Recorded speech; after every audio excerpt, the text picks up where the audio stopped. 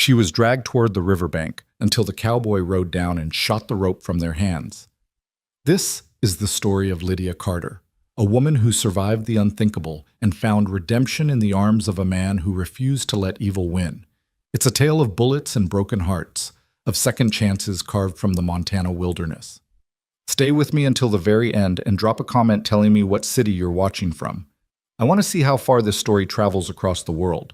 The morning Lydia Carter should have died began with the scream of a hawk and ended with the crack of a rifle that split the sky in two. Montana Territory stretched wild and unforgiving in the summer of 1878, a land where the Snake River churned white and violent through canyons older than memory, where the sun beat down on sagebrush and stone with a merciless indifference that separated the living from the soon-to-be dead. The territory belonged to those strong enough to claim it, cattlemen with sun-worn faces, prospectors chasing fool's gold into the mountains, and outlaws who'd learned that the distance between law and lawlessness was measured in days of hard riding. Lydia had learned this truth 3 days earlier when the stagecoach carrying her from Fort Benton to Silver Creek had lurched to a stop on a desolate stretch of road, and 6 men with bandanas covering their faces had materialized from the rocks like demons summoned from hell itself. She remembered every detail with the terrible clarity of trauma. The driver, a gray-bearded man named Hutchins who'd told jokes about his grandchildren, had reached for his shotgun. The bullet that killed him arrived before his fingers touched the stock. The sound was flat and final, and then he was toppling sideways, and one of the passengers, a mining engineer from Philadelphia, was screaming about his company's payroll. The outlaws didn't care about screaming. They cared about gold and paper money and pocket watches and anything else that glittered or folded. They moved through the stagecoach like locusts through wheat, efficient and thorough. And when the mining engineer tried to hide his company documents in his boot, they shot him twice in the chest and took the papers anyway. Lydia had pressed herself into the corner of the coach, her traveling dress soaked with someone else's blood, her breath coming in shallow gasps that tasted of copper and fear. There were 7 passengers when the day started. By the time the outlaws finished, there were 2, herself and a cattle buyer named Morrison, who'd frozen with his hands up and his eyes squeezed shut, praying in whispered German. The leader of the gang was a man they called Mason. Lydia would learn his full name later, Garrett Mason, wanted in 3 territories for murder, robbery, and crimes. The wanted posters didn't have words for. He was tall and angular, with black hair that hung to his shoulders and eyes the color of river stones, flat, dead, empty of anything human.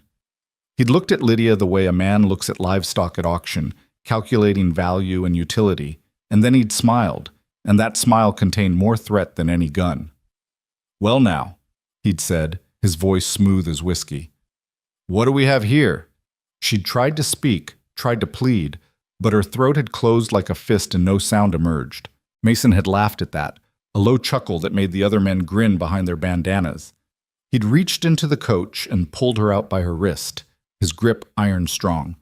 And when Morrison made a small sound of protest, one of the other outlaws had shot him through the temple without breaking stride and looting the luggage. "You're coming with us, sweetheart," Mason had said, and Lydia's world had collapsed into a single point of terror, so pure it felt like drowning. That was 3 days ago. 3 days of riding tied behind one of the outlaw's horses, wrists bound so tight the rope cut through her gloves and into her skin. 3 days of sleeping on bare ground with no blanket, of eating nothing but hardtack thrown at her feet like she was a dog. 3 days of Mason's eyes on her every time she looked up, calculating, waiting, playing some game only he understood the rules to. The gang moved through the territory like smoke, never staying anywhere long enough to leave tracks. They'd hit the stagecoach on the Clearwater Road, then ridden north through terrain so rough Lydia lost all sense of direction. She heard them talking around the campfire at night, about banks they'd robbed in Colorado, about a marshal they'd killed in Wyoming, about how much money was waiting in the mining camps if a man was smart and fast enough to take it. On the second night, Mason had crouched beside her, so close she could smell whiskey and tobacco on his breath. "You're wondering why you're still alive," he'd said quietly, almost conversationally. "You're thinking maybe we need you for something, maybe ransom, maybe you're somebody important's daughter." He'd smiled that terrible smile. Truth is, darling, I just haven't decided what to do with you yet. I like to take my time with decisions, especially the permanent ones. She'd understood then, with crystalline certainty, that she was going to die. The only question was when, and how much she'd suffer first. The third morning, the morning that should have been her last, dawned cold and clear, with frost on the ground that crunched under the horses' hooves. They were following the Snake River through a canyon where the walls rose steep on both sides, and the water roared like a living thing, angry and hungry.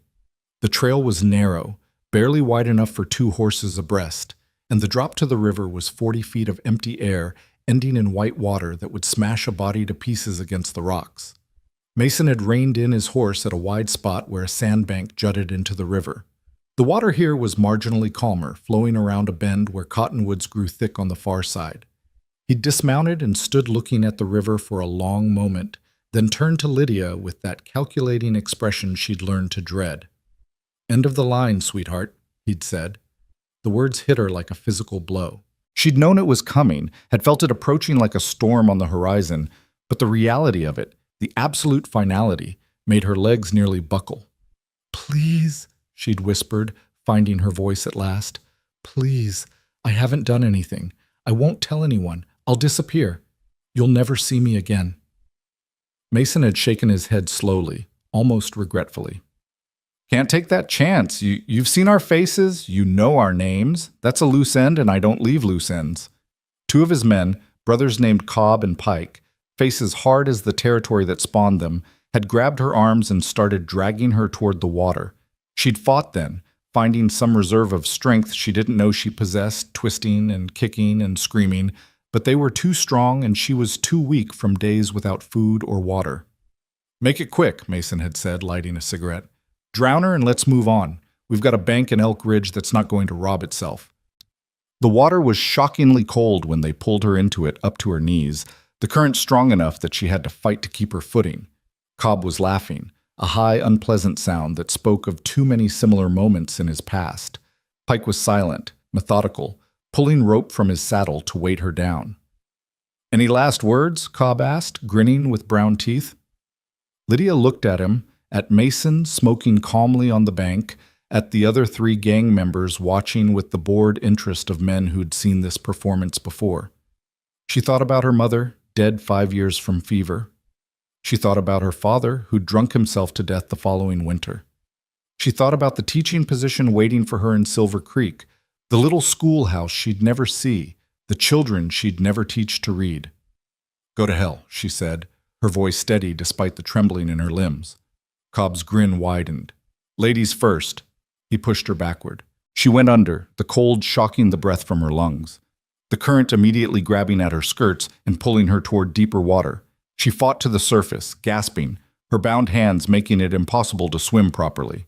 The rope around her wrists was tied to Pike's saddle, and now he was backing his horse away from the water, dragging her inexorably toward the main channel where the current ran fastest. She could see the rocks downstream, black and jagged, waiting. She could feel the rope cutting deeper into her wrists, feel her strength failing, feel the water filling her boots and pulling her down. This was how it ended then. Drowned in a river whose name she didn't know, her body food for fish, her death unmourned and unavenged. She'd be listed as missing, one more name in a territory full of people who'd simply disappeared, swallowed by distance and violence and the vast indifference of the wild. She stopped fighting and let the water take her. And that's when the rifle shot cracked across the canyon like the voice of God. The sound was enormous, echoing off the rock walls, and for a heartbeat, everything stopped. The river, the outlaws, time itself seemed to pause. Then Pike was screaming because the rope tied to his saddle had suddenly gone slack, severed clean through by a bullet so precisely aimed it might have been guided by divine intervention. Lydia's hands separated as the rope fell away. She surfaced, coughing and gasping, barely able to process what had happened. On the bank, the outlaws were scattering, diving for cover, grabbing for weapons, shouting in confusion and alarm. Another shot rang out, and Cobb went down hard, clutching his shoulder, his revolver spinning away into the rocks. A third shot kicked up dirt 6 inches from Mason's boots, sending him scrambling behind his horse. "Who's shooting? Where are they?" Mason was shouting, his smooth composure shattered. The answer came from the ridge above the trail, where a figure on horseback was descending at a controlled run, picking his way down the steep slope with the confidence of a man who'd spent his life in the saddle. He was tall, Lydia could see that even from a distance, wearing a dark coat and a wide-brimmed hat pulled low, a rifle held in one hand with the casual ease of someone born to it. He fired again as he rode, not from the hip like in dime novels, but from the shoulder, the rifle coming up smooth and steady, and one of the outlaws who'd been raising his own weapon suddenly jerked backward and fell. "Christ, he's on top of us!" Pike yelled, abandoning any thought of fighting and spurring his horse into a panicked gallop up the trail.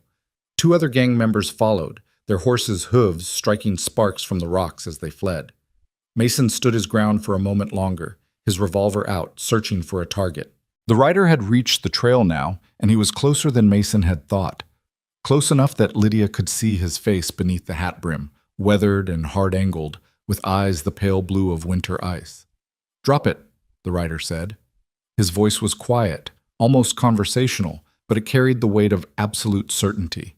He'd reined in his horse, a big buckskin gelding with intelligent eyes, and now sat calmly with the rifle pointed at Mason's chest.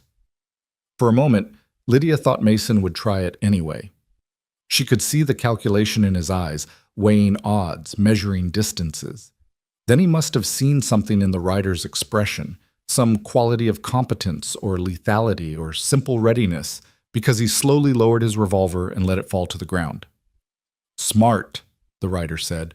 He swung down from his horse with fluid grace, never letting the rifle waver. "On your knees."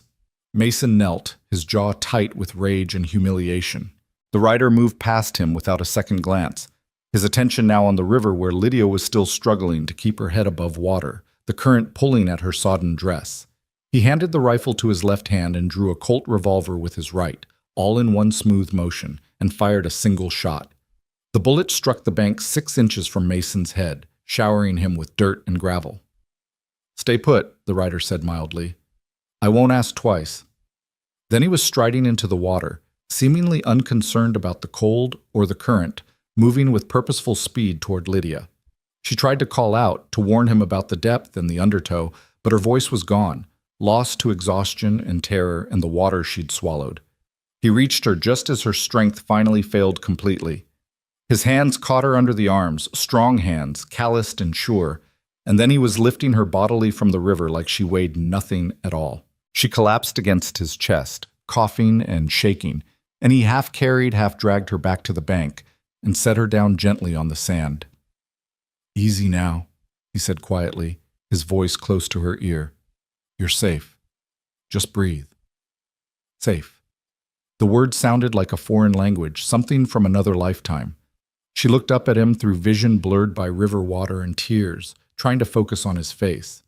He had a scar along his jaw, old and white, and lines around his eyes that spoke of years spent squinting into distance. His hair was dark brown, sun-streaked at the temples, and when he looked at her, his expression held something she hadn't seen in 3 days, concern for another human being. "Can you talk?" he asked. She nodded, then immediately started coughing again, her whole body convulsing. He supported her through it, one hand on her back, patient and steady, until the spasms passed. "My name's Caleb Reeves," he said when she could breathe again. "I'm a bounty hunter. I've been tracking these men for 2 weeks. He produced a knife from his boot and cut the remains of the rope from her wrists with swift, efficient movements. The sudden absence of pressure made her gasp. The rope had cut so deep she hadn't realized how numb her hands had become. "Your wrists are a mess," Caleb said, examining them with a frown. "We'll need to clean these properly or they'll infect." He pulled a canteen from his belt and offered it to her. "Small sips, not too fast." The water was clean and cold and tasted better than anything she'd ever consumed. She drank greedily despite his warning, and he didn't try to stop her. When she finally lowered the canteen, she found her voice. "Thank you," she whispered. I was certain." "I know," he said simply. There was no judgment in his tone, no false comfort, just acknowledgement of the terrible truth they both understood. A groan from the sandbank reminded them they weren't alone. Cobb was still there, curled on his side, clutching his wounded shoulder and moaning. Mason remained on his knees, his expression murderous, watching Caleb with the kind of hatred that promised retribution if he ever got the chance. Caleb stood and walked over to Mason, moving with the relaxed confidence of a man completely in control of his situation. He pulled a pair of iron handcuffs from his coat pocket and snapped them around Mason's wrists with practiced efficiency. "Garrett Mason," he said, "there's $500 on your head, dead or alive. You're wanted for murder in Colorado, armed robbery in Wyoming, and about 6 other things in Montana. You're going to hang, and it's going to be soon." Mason smiled, showing his teeth. "You won't get me to a marshal. My boys will come back for me. They always do." "Your boys are halfway to Canada by now," Caleb said. "Men like that don't risk their necks for anyone. You should know that. You taught them." The smile faded from Mason's face. Caleb turned his attention to Cobb, who'd gone pale from blood loss. The shoulder wound was bleeding steadily, staining the sand dark red. Caleb crouched beside him and examined the injury with the detachment of someone who'd seen plenty of gunshot wounds before. "Bullet went clean through," he said. "You'll live, assuming you don't do anything stupid." He pulled a strip of cloth from his saddlebag and bound the wound tight enough to slow the bleeding. Cobb whimpered but didn't fight him. "What about the others?" Lydia asked, her voice still rough. "The ones who ran." "I'll track them down eventually," Caleb said, "but right now, getting you somewhere safe is more important." He helped her to her feet, steadying her when she swayed. "Can you ride?" She nodded, though in truth she wasn't sure. Her legs felt like water. Her vision kept going gray at the edges, and the adrenaline that had kept her functioning was rapidly deserting her, leaving behind bone-deep exhaustion. Caleb seemed to read her condition accurately. "We'll take it slow," he said. He retrieved his rifle and whistled sharply. The buckskin gelding trotted over immediately, followed by one of the outlaw's horses, a gray mare with a nervous temperament. "This one belonged to Pike," Caleb said, running a hand down the mare's neck to calm her. "She's skittish but sound. Think you can manage her?" "I can ride," Lydia said, with more confidence than she felt. He helped her into the saddle, his hand steadying her when she nearly fell the first time.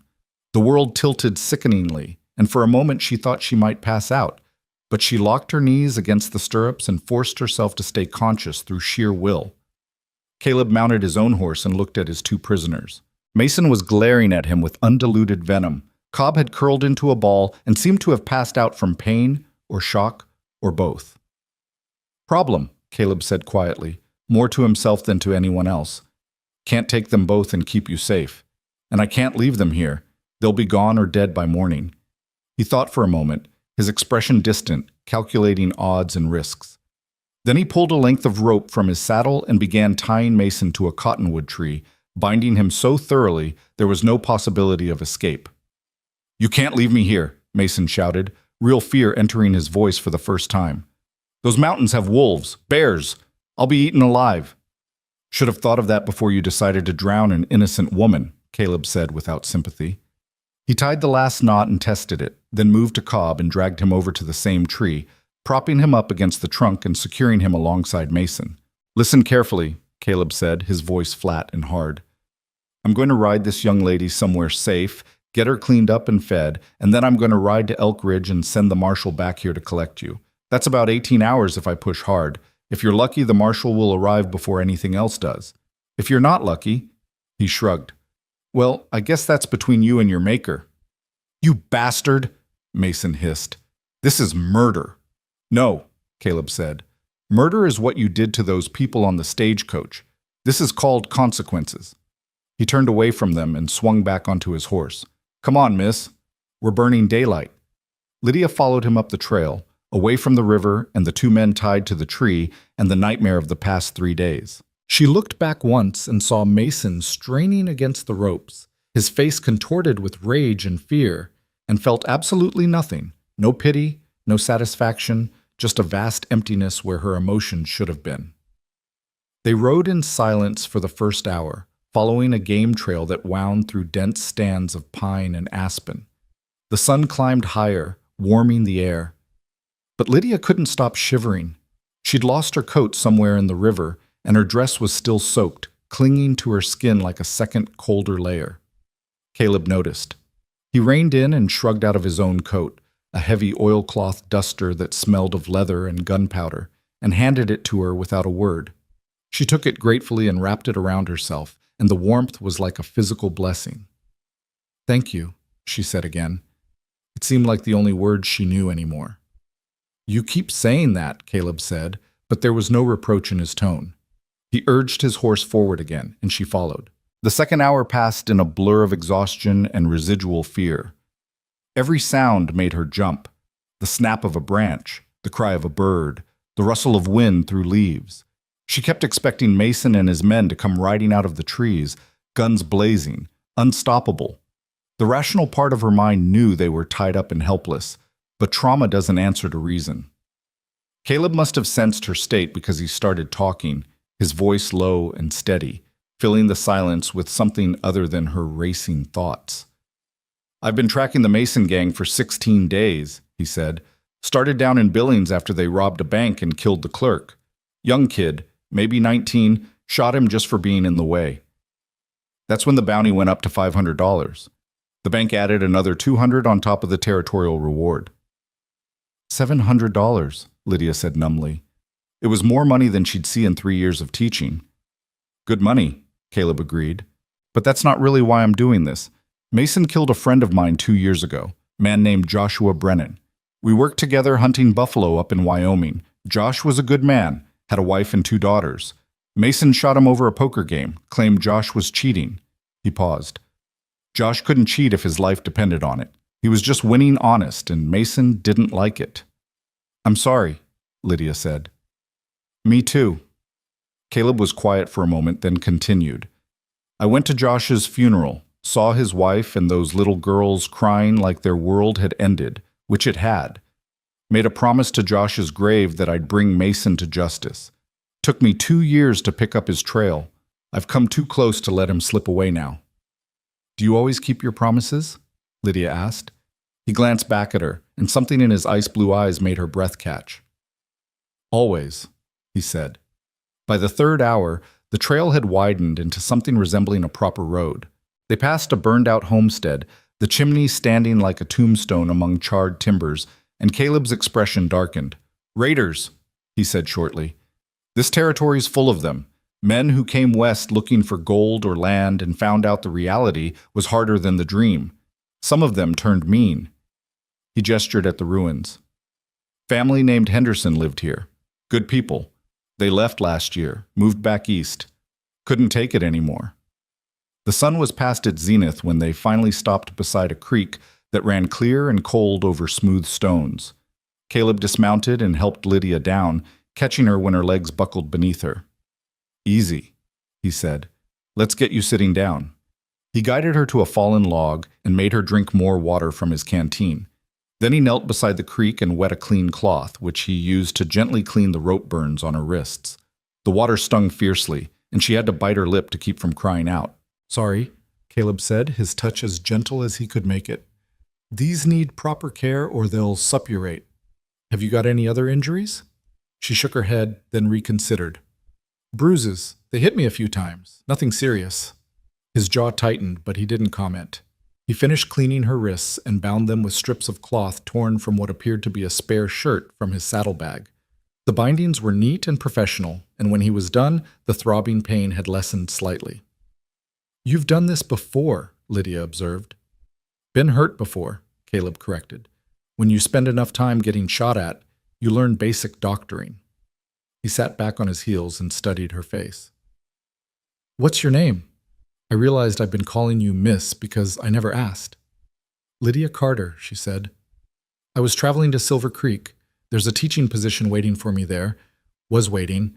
I don't know if they'll still hold it after—" She gestured vaguely, encompassing the stagecoach robbery, the murders, her 3-day captivity.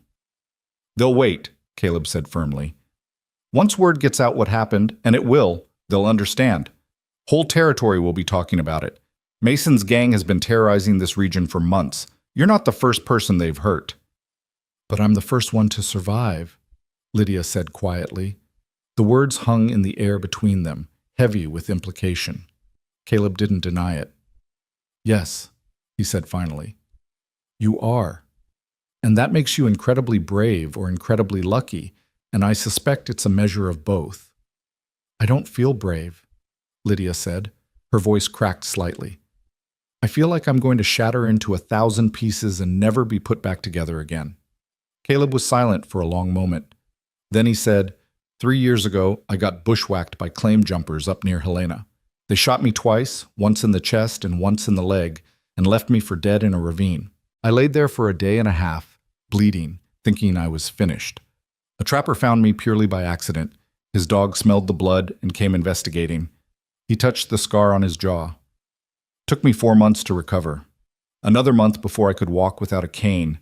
I spent that whole time feeling exactly like you described, shattered, broken in ways I couldn't see or name. Thought I'd never be whole again. What changed? Lydia asked. Time, he said, and stubbornness, and waking up one morning and realizing I had a choice. I could let what happened to me define the rest of my life, or I could define it myself. He met her eyes. You've got the same choice ahead of you, Lydia. Right now it doesn't feel like it. Right now you're just trying to survive the next hour, and that's fine. That's how it works. But eventually you'll get to choose who you want to be in the aftermath. And my guess is you'll choose strong.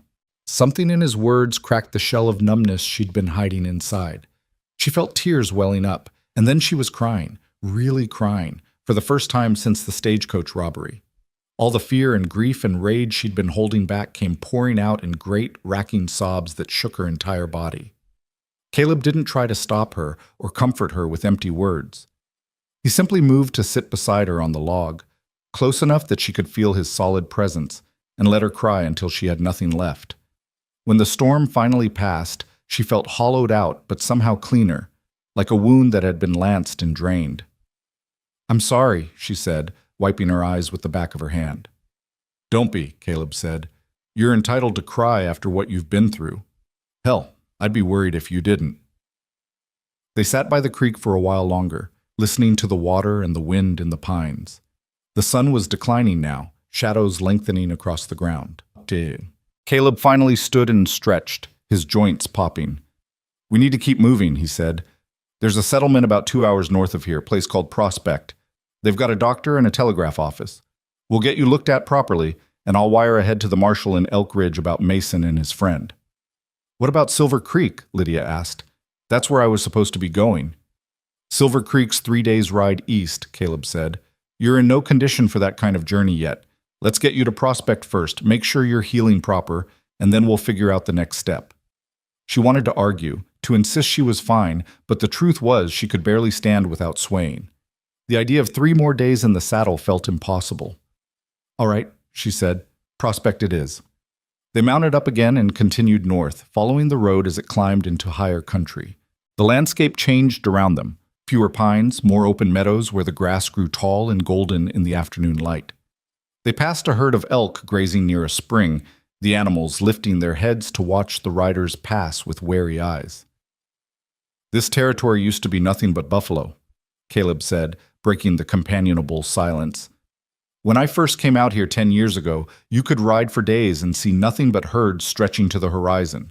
Now, he shook his head. Now there's maybe a few thousand left scattered in the mountains. Hunters killed most of them, took the hides and left the meat to rot. That's terrible, Lydia said. That's progress, Caleb said, and there was bitter irony in his voice. Or what passes for it out here. Everything changes, usually for the worse. The buffalo go, the Indians get pushed onto reservations. Homesteaders come and try to farm land that's meant for cattle, and men like Mason roam the territory doing as they please because the law can't keep up. You sound like you don't think much of civilization, Lydia observed. I don't think much of what we call civilization, Caleb corrected. Real civilization, people treating each other decent, laws that mean something, communities that look after their own, that I'm in favor of. But what we've got out here, he gestured at the empty landscape. It's every man for himself, and God help you if you can't defend yourself. Is that why you became a bounty hunter? Lydia asked. To bring some kind of justice to a lawless place?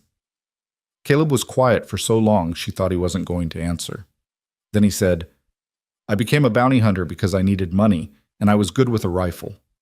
The justice part came later, after Josh died. Made me realize I could either chase money or chase something that mattered. Both pay about the same, but one of them lets me sleep at night. The sun was touching the horizon when they crested a ridge and saw prospects spread out in the valley below. It wasn't much, maybe 30 buildings clustered around a main street, with a few outlying farms and a creek running through the middle. But after 3 days of captivity and terror, it looked like paradise to Lydia. "Almost there," Caleb said, and she heard relief in his voice. He'd been pushing hard to reach the settlement before dark, though he hadn't complained once. They rode down into Prospect as the light failed and lamps began to glow in windows. A few people were still out. A woman sweeping her porch, a man closing up a general store, a group of children playing some kind of game in the street. They all stopped to stare at the strangers riding in, taking in Lydia's bedraggled appearance and the grim set of Caleb's expression. Caleb headed straight for a building with a sign that read, "Dr. Samuel Webb, Physician and Surgeon." He dismounted and helped Lydia down, then knocked firmly on the door. A man in his 50s answered, wiping his hands on a towel. He had kind eyes behind wire-rimmed spectacles and the calm demeanor of someone who'd seen every kind of human misery and learned not to be shocked by any of it. "Help you?" he asked. "This young lady needs medical attention," Caleb said. "She's been through an ordeal, rope burns on her wrists, possible injuries from assault, and she hasn't eaten or slept properly in days." Dr. Webb's expression shifted from polite inquiry to professional concern. "Bring her in," he said immediately, standing aside. "What happened?" "Mason gang," Caleb said, and those two words were apparently enough explanation because the doctor's face darkened. "God damn those men," Webb said with quiet fury. "Come on, miss. Let's get you taken care of." The doctor's office was clean and well lit, with glass-fronted cabinets full of bottles and instruments that gleamed in the lamplight. Webb guided Lydia to an examination table and began his assessment with gentle efficiency. Caleb stood by the door, hat in hand, looking uncomfortable in the domestic setting. "I need to go find the marshal and send those telegrams," he said. "Will you be all right here?" Lydia nodded, though part of her wanted to beg him not to leave. In the short hours they'd spent together, he'd become her anchor, the one solid thing in a world that had gone mad. But she could see the tension in his shoulders, the weight of responsibility he carried, and she understood he had duties beyond her immediate care. "I'll be fine," she said, trying to sound more confident than she felt. "I'll be back," Caleb said. It sounded like a promise. He settled his hat back on his head and left, his footsteps fading down the street. Duck Doctor. Webb cleaned and dressed Lydia's wounds with practiced care, asking questions in a low, soothing voice about her symptoms and injuries. He gave her laudanum for the pain and insisted she eat some broth and bread, watching to make sure she kept it down. Finally, he showed her to a small bedroom in the back of his house where his wife had prepared a bed with clean sheets and a warm quilt. "Sleep," the doctor said firmly. "You're safe here. My wife and I will be in the next room if you need anything." Lydia lay down, still wearing Caleb's coat because she couldn't bear to take it off, and closed her eyes. She expected nightmares, expected to lie awake reliving every moment of her captivity. Instead, exhaustion claimed her immediately, pulling her down into deep, dreamless sleep. She woke once in the night, disoriented and panicking, certain she was back by the river with Mason's hands on her. But then she heard the reassuring sounds of a normal household. Doctor. Webb snoring from the next room, the creak of settling timbers, an owl calling somewhere outside. She remembered where she was and why, and the panic subsided. She thought about Caleb Reeves, about the man who'd ridden down from the ridge like something out of a story, who'd cut her free and carried her from the water and treated her with a decency she'd almost forgotten existed. She wondered if he'd come back as promised, or if he'd already moved on to the next hunt, the next bounty, the next desperate person in need of saving. In the darkness, she touched the rough fabric of his coat and found unexpected comfort in it.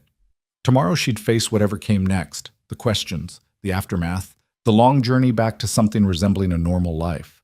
But tonight, wrapped in the coat of a stranger who'd saved her life, Lydia Carter let herself rest. Outside, the Montana night stretched vast and starlit over a territory where violence and grace walked hand in hand, where the line between survival and death was measured in the time it took to pull a trigger, and where a man named Caleb Reeves rode through the darkness, carrying news of captured outlaws and the woman who'd lived to tell the tale. The story had only just begun. Morning arrived with the smell of coffee and frying bacon, pulling Lydia from sleep so deep it felt like resurrection. For a disorienting moment, she didn't know where she was. The bed was too soft, the room too quiet, the air too clean. Then memory returned in a rush. The river, the rope, the rifle shot that had split her fate in two. She sat up carefully, her body cataloging a dozen different pains, and found her wrists neatly bandaged and a clean dress laid out on a chair beside the bed. Mrs. Webb appeared in the doorway as if summoned by the sound of movement. She was a plump woman with gray hair pinned in a neat bun and eyes that missed nothing. "Good, you're awake," she said briskly. "I've drawn you a bath. There's soap and towels, and I've left some of my daughter's old clothes for you. Yours were beyond saving, I'm afraid. We burned them." The bath was hot enough to make Lydia gasp when she lowered herself into the copper tub, but she welcomed the heat, the way it seemed to leach the river's cold from her bones. She scrubbed herself until her skin was pink, washing away 3 days of dirt and fear and the memory of hands that had grabbed her without permission. The water turned gray, then brown, and still she kept washing, as if she could somehow cleanse herself of the entire experience. When she finally emerged, wrapped in a towel that smelled of lavender, she felt more human than she had since the stagecoach stopped on that desolate road. The dress Mrs. Webb had provided was simple calico, faded from many washings but clean and whole. It fit reasonably well, though it was a bit loose in the shoulders. Lydia studied herself in the small mirror above the washstand and barely recognized the face staring back. Pale, hollow-eyed, but alive. Undeniably, impossibly alive. Dr. Webb was waiting at the kitchen with his medical bag open on the table. He examined her wrists with gentle fingers, nodding approval at how the wounds looked in daylight. "No sign of infection," he said. "You were lucky. Another day in those ropes and we'd be having a different conversation." He applied fresh bandages and gave her a small bottle of salve. "Change the dressings twice daily and keep them clean. The bruising will fade in a week or so." "Thank you," Lydia said, "for everything. I don't know how I'll ever repay you." "You'll repay me by healing and living a good life," Webb said firmly. "That's payment enough." He closed his bag and regarded her seriously. "The marshal came by last night after you'd gone to sleep. He wants to speak with you when you're ready. No rush. He understands what you've been through, but he'll need a statement about the Mason gang for the territorial courts." The thought of reliving those 3 days made Lydia's stomach clench, but she nodded. "I'll speak with him today. Better to get it done." Mrs. Webb insisted she eat breakfast first, placing before her a plate piled with eggs, bacon, fried potatoes, and fresh bread with butter. Lydia hadn't realized how hungry she was until the food was in front of her. She ate everything, surprising herself, while Mrs. Webb beamed approval and poured her coffee that was strong enough to wake the dead. "That's better," the older woman said. "You've got some color back in your cheeks, though it'll take more than one meal to put the weight back on you that you lost." The marshal arrived mid-morning, a lean man in his 40s with a drooping mustache and eyes that had seen too much of human nature's dark side.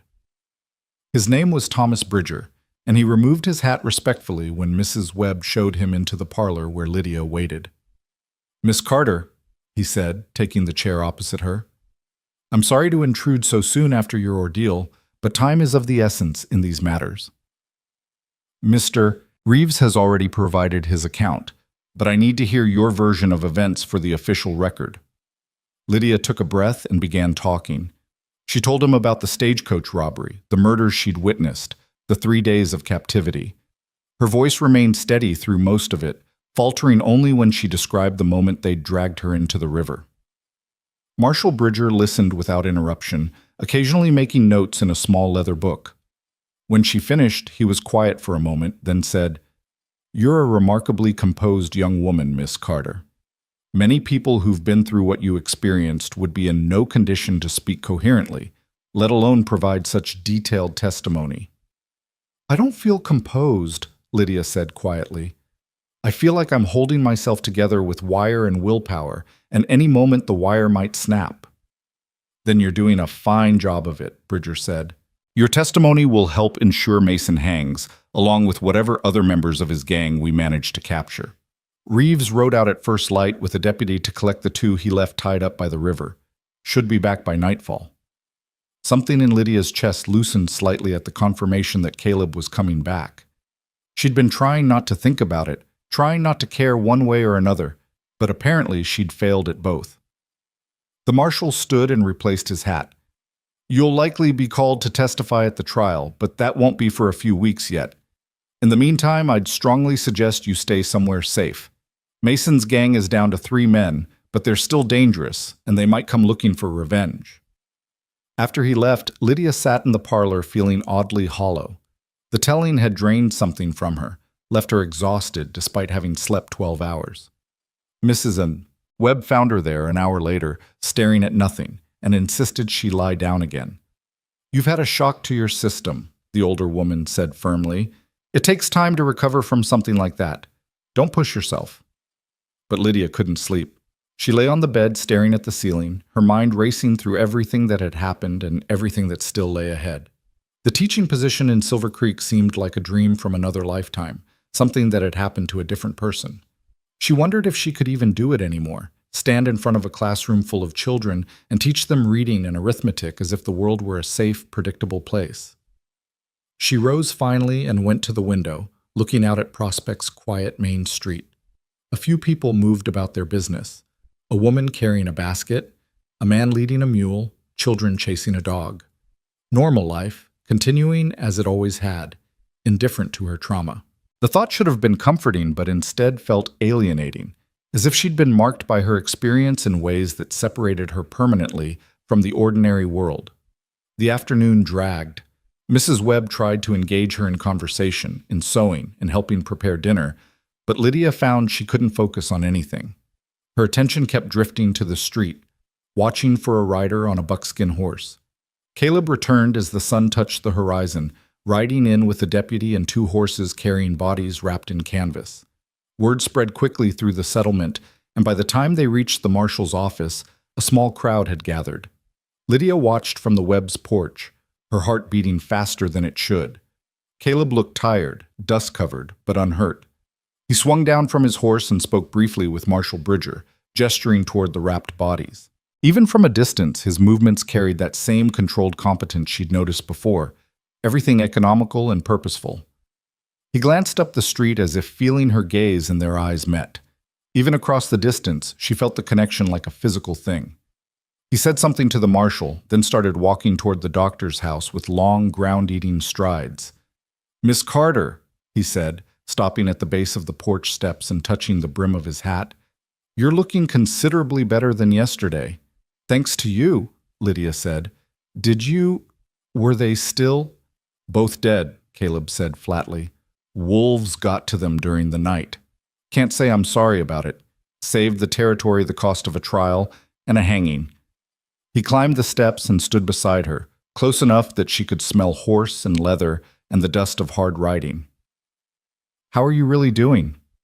The question, asked quietly enough that only she could hear, nearly undid her. She'd maintained her composure through Dr. Webb's examination, through the marshal's questions, through Mrs. Webb's kindness, but something about Caleb's directness cut through her defenses. "I don't know," she admitted. "Better than yesterday, worse than I want to be." He nodded as if this made perfect sense. "It gets easier. Not fast, but it does get easier." "You sound certain."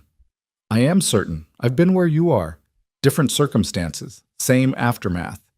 He leaned against the porch railing, his profile sharp against the dying light. "The mind takes time to accept that the danger's past. Right now you're still in survival mode, still waiting for the next threat. Eventually your body will catch up with reality and understand that you're safe." "And how long did that take you?" Lydia asked. "About 6 months," Caleb said honestly. "But I'm stubborn, and I didn't have anyone to talk to about it. You've got Dr. Webb and his wife, and you've got me if you need someone who understands." He turned to look at her directly. "I know we barely know each other, but what happened yesterday, that creates a bond whether we want it or not. So if you need to talk or scream or just sit in silence with someone who gets it, I'm available." The offer was so unexpected, so genuine, that Lydia felt tears prickling her eyes again. She blinked them back determinedly. "Thank you," she said. That means more than you know. They stood together in comfortable silence, watching the street settle into evening. Lights began appearing in windows, and somewhere a dog barked. Normal sounds, ordinary sounds, the kind that meant safety and home and continuity. Lydia tried to let them soak into her, to believe in them. "What happens now?" she asked finally. "With Mason and the trial and everything?" "Mason's locked up in the territorial prison in Helena," Caleb said. "He'll be tried, convicted, and hanged within the month. The 3 gang members who ran are still out there somewhere, but Marshal Bridgers got their descriptions circulated to every lawman between here and Canada. They'll turn up eventually." He paused. "As for you, that depends on what you want. The teaching position in Silver Creek is still there if you want it. I sent a telegraph yesterday explaining what happened. The school board sent back their condolences and said the job will be held as long as you need." "That's generous of them," Lydia said, though the thought of traveling to Silver Creek, of starting over in a strange town where everyone would know her as the woman who survived the Mason gang, filled her with exhaustion. Caleb seemed to read her hesitation. "Or," he said carefully, "there's another option. My brother Eli and I run a cattle ranch about 2 days' ride south of here. It's not fancy, but it's comfortable, and we've got room. You could stay there for a while, recover properly, figure out what you want to do next without any pressure or deadlines." Lydia looked at him in surprise. "You're inviting me to your ranch? Why?" "Because you need time to heal and a quiet place to do it," Caleb said simply. "Because I know what it's like to have nowhere safe to go after trauma. And because—" He stopped, seeming to consider his words carefully. "Because I think you're someone worth helping, and I'd like to see you come out the other side of this hole and strong." There was something in his voice, some quality of sincerity that made it impossible to doubt his motives. Lydia had spent 3 days learning to read men's intentions in their voices and faces, learning to sense danger, and she sensed none from Caleb Reeves. What she sensed instead was something rare and precious, genuine concern for another person's welfare with no expectation of return. "I'd like that," she heard herself say, "if you're certain it's not an imposition." "It's not," Caleb said firmly. "Eli will be glad of the company. He complains I'm too quiet and serious all the time. Having another person around might improve the general atmosphere." He smiled slightly, and the expression transformed his face, making him look younger and less careworn. "We'll leave day after tomorrow, give you another day to rest up. Dr. Webb can provide you with supplies for the journey." Over dinner that evening with the Webbs, Lydia explained her decision. Mrs. Webb looked relieved. "I think that's wise," she said. "Silver Creek is a fine town, but showing up there right after such an ordeal, with everyone knowing your story, that would be difficult. Better to have some time away from curious eyes and wagging tongues." "Reeves is a good man," Dr. Webb added. "Known him for years. He'll look after you properly, and his ranch is as safe as anywhere in the territory." That night, Lydia lay in bed thinking about the strange turn her life had taken. A week ago, she'd been a schoolteacher traveling to a new position. Her biggest worry whether the students would be difficult or the winters too harsh. Now she was a survivor of violence, a witness to murder, and about to travel to the ranch of a bounty hunter she'd known for less than 2 days. Nothing about it made conventional sense, but somehow it felt right. Caleb Reeves had saved her life, and in doing so had become tangled up in whatever came next. She didn't understand the connection between them, couldn't explain the way his presence made her feel both safer and more aware of her own vulnerability. But she trusted it in a way she trusted very few things anymore. The next day passed in a blur of preparation. Mrs. Webb helped her pack a small bag of borrowed clothes and necessities. Dr. Webb checked her wrists again and pronounced them healing nicely. Marshal Bridger stopped by with papers for her to sign, official statements that would be used in Mason's trial. Lydia signed them all, her hand steady, committing to memory every word she'd said about those 3 terrible days. Caleb appeared late in the afternoon with supplies for the journey, trail food, blankets, a better coat than the one she'd been wearing. He'd also brought a gentle mare from the livery, a dappled gray with kind eyes. "Her name's Daisy," he said, stroking the horse's neck. "She's steady and sure-footed. You'll be safe riding her." They left at dawn the following morning, the sky still pink and gold with sunrise. The Webbs stood on their porch waving goodbye, and Lydia felt a pang of gratitude so strong it was almost painful. These people had taken in a stranger, cared for her, asked nothing in return. She promised herself she'd find a way to repay their kindness someday. The ride south was nothing like the desperate flight from the river. Caleb set an easy pace, stopping frequently to rest the horses and let Lydia stretch her legs. He talked as they rode, filling the silence with stories about the territory, about cattle ranching, about his brother Eli, who was 3 years younger and had a talent for breaking horses. "Our parents came out here 20 years ago," Caleb said, as they followed a creek through a valley where wildflowers grew thick. "My father wanted land, wanted to build something that would last. He and my mother cleared the ground, built the house and barn, started the herd with 20 head of cattle, worked themselves nearly to death making it successful." "Are they still there?" Lydia asked. Caleb's expression clouded. "They died 6 years ago. Influenza epidemics swept through the territory, killed a lot of good people. Eli was only 16 and I was barely 21, but we kept the ranch going. Wasn't easy, especially those first few years, but we managed." "I'm sorry," Lydia said. "About your parents. Me too. They were good people, honest and hardworking. Everything they built, Eli and I are trying to honor that legacy." He guided his horse around a fallen log. "What about your family? You said you were traveling to a teaching position. Anyone back home worried about you?" Lydia shook her head. "My mother died of fever when I was 20. My father followed her a year later. I think he just gave up without her. They were one of those couples so devoted to each other that losing one meant losing both. I had a teaching position in a girls' school in St. Louis, but after my father passed, I wanted a change. Wanted to see the West, experience something different from city life." "Well, you've certainly gotten that," Caleb said dryly, "though probably not the way you imagined." "No," Lydia agreed. "Definitely not the way I imagined." They made camp that first night beside a spring where the water bubbled up clear and cold from the rocks. Caleb built a fire with the practiced efficiency of someone who'd done it 1,000 times, and they ate beans and bacon and hardtack that tasted better than it had any right to.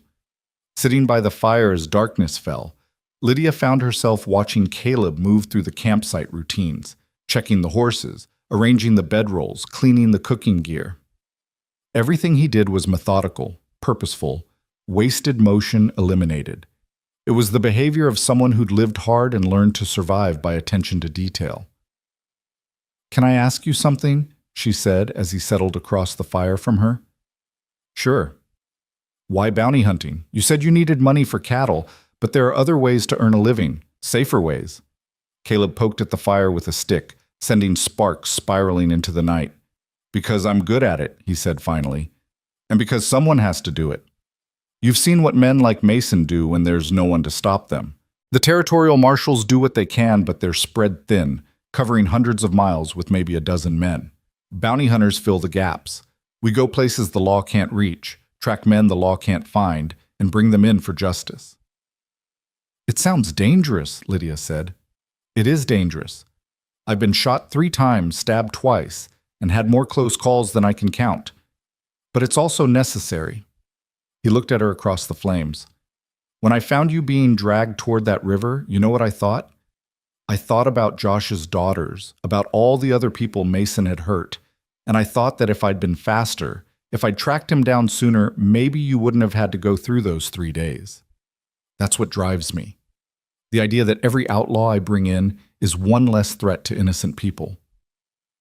There was passion in his voice, conviction, and Lydia understood then that this wasn't just a job for Caleb Reeves. It was a calling, something that defined who he was at his core. "That's noble," she said quietly. "It's not noble, it's just necessary," Caleb said, but she could see he was pleased by the observation. "Now get some sleep. We've got another full day's ride tomorrow." Lydia wrapped herself in the blankets he'd provided, lying near enough to the fire to feel its warmth, but far enough that the smoke didn't bother her. The ground was hard beneath her, the night sounds of the wilderness strange and slightly unnerving, but Caleb's presence on the other side of the fire was somehow reassuring. He sat up for a while, keeping watch, his rifle across his knees, and the sight of him there, vigilant, protective, allowed her to finally relax and drift toward sleep. She woke once in the deep hours before dawn, startled by a sound she couldn't identify. Caleb was still sitting by the fire, still watchful, And when he saw her stirring, he made a small gesture that meant everything was fine, go back to sleep. She did, comforted by his wakefulness. The second day of riding brought them into different country, rolling hills covered in grass that waved like an ocean in the wind. They saw cattle in the distance, someone else's herd, and once a small band of antelope that watched them pass with liquid eyes before bounding away in great leaps. Caleb pointed out landmarks as they rode, teaching her to read the land the way he did. That rock formation meant water was nearby. Those trees indicated good soil. The angle of that ridge would protect cattle from winter storms. It was a different kind of education than Lydia was used to providing in her schoolroom, but she found herself absorbed by it, storing away the information as if she might need it someday. "You're a good student," Caleb observed when she successfully identified a spring before they reached it, noting the cluster of willows and the greenness of the grass. "I've always believed in learning whatever I can," Lydia said. "Knowledge is power, regardless of what form it takes." "That's a teacher talking," Caleb said with a smile. As afternoon stretched toward evening, they topped a rise and Caleb reined in his horse, gesturing ahead. "There," he said. "That's home." Lydia looked where he pointed and saw the Reeves Ranch spread out in the valley below.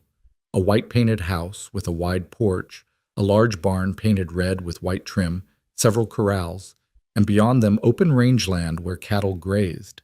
It was modest by the standards of the big ranches she'd heard about, but it looked solid and well-maintained, a place carved from the wilderness through hard work and determination. "It's beautiful," she said honestly. "It's home," Caleb said, and the simple pride in his voice made her smile. They rode down into the valley as the sun painted everything gold.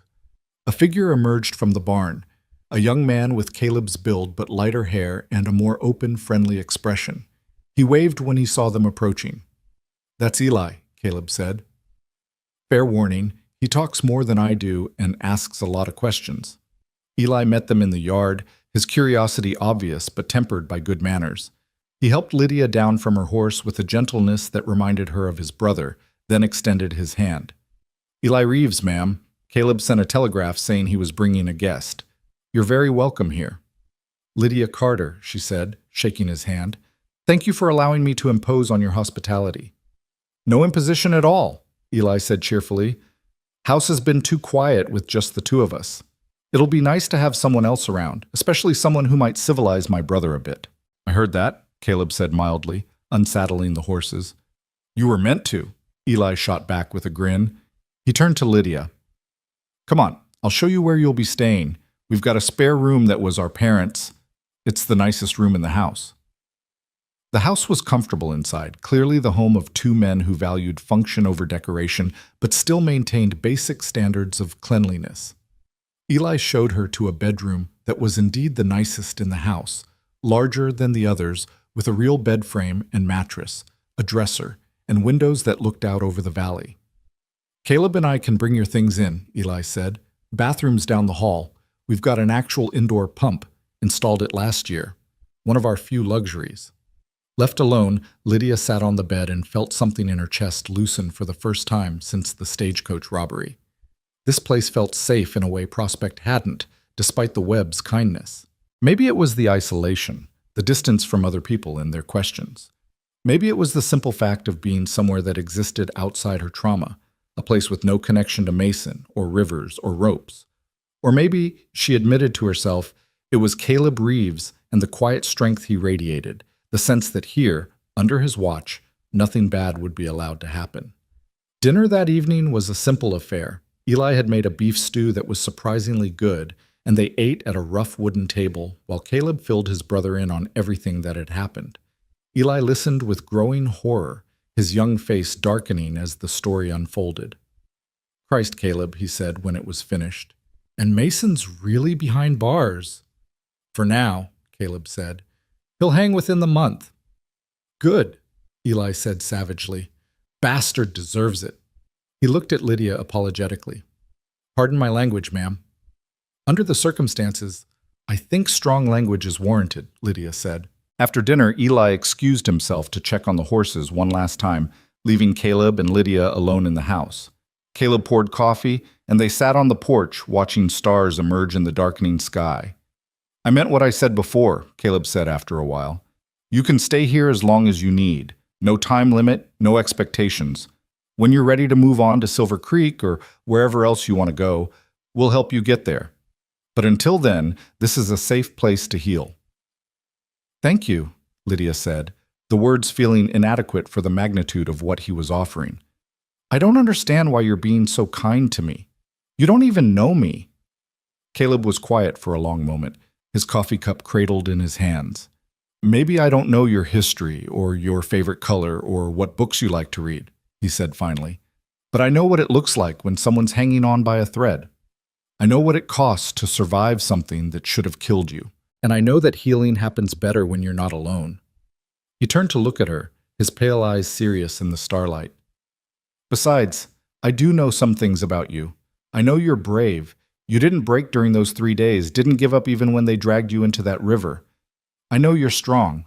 You're sitting here having a normal conversation 2 days after the worst experience of your life.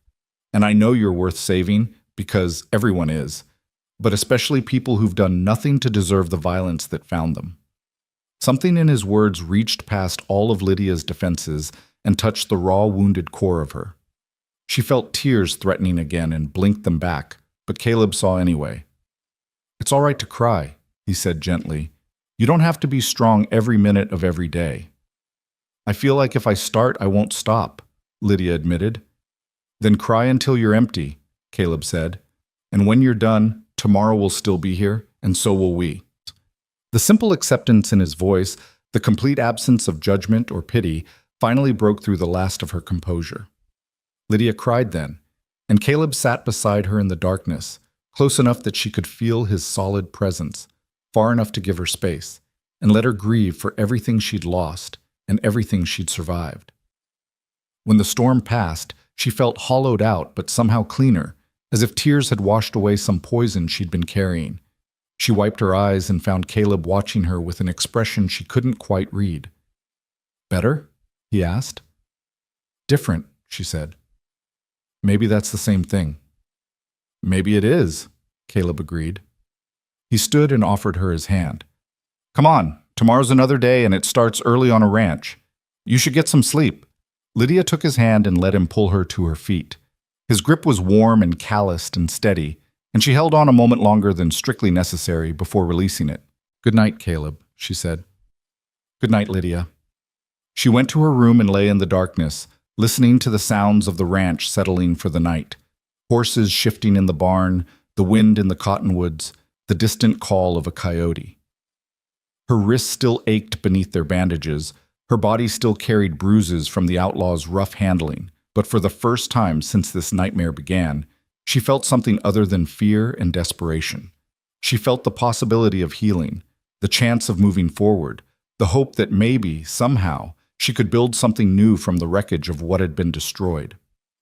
Outside her window, the Montana night stretched vast and starlit, and somewhere in the house, Caleb Reeves sat cleaning his rifle with the methodical patience of a man who understood that vigilance was the price of safety. Tomorrow would bring new challenges, new moments to navigate, but tonight was simply about rest and the promise that morning would come, and with it, the slow, difficult work of becoming whole again.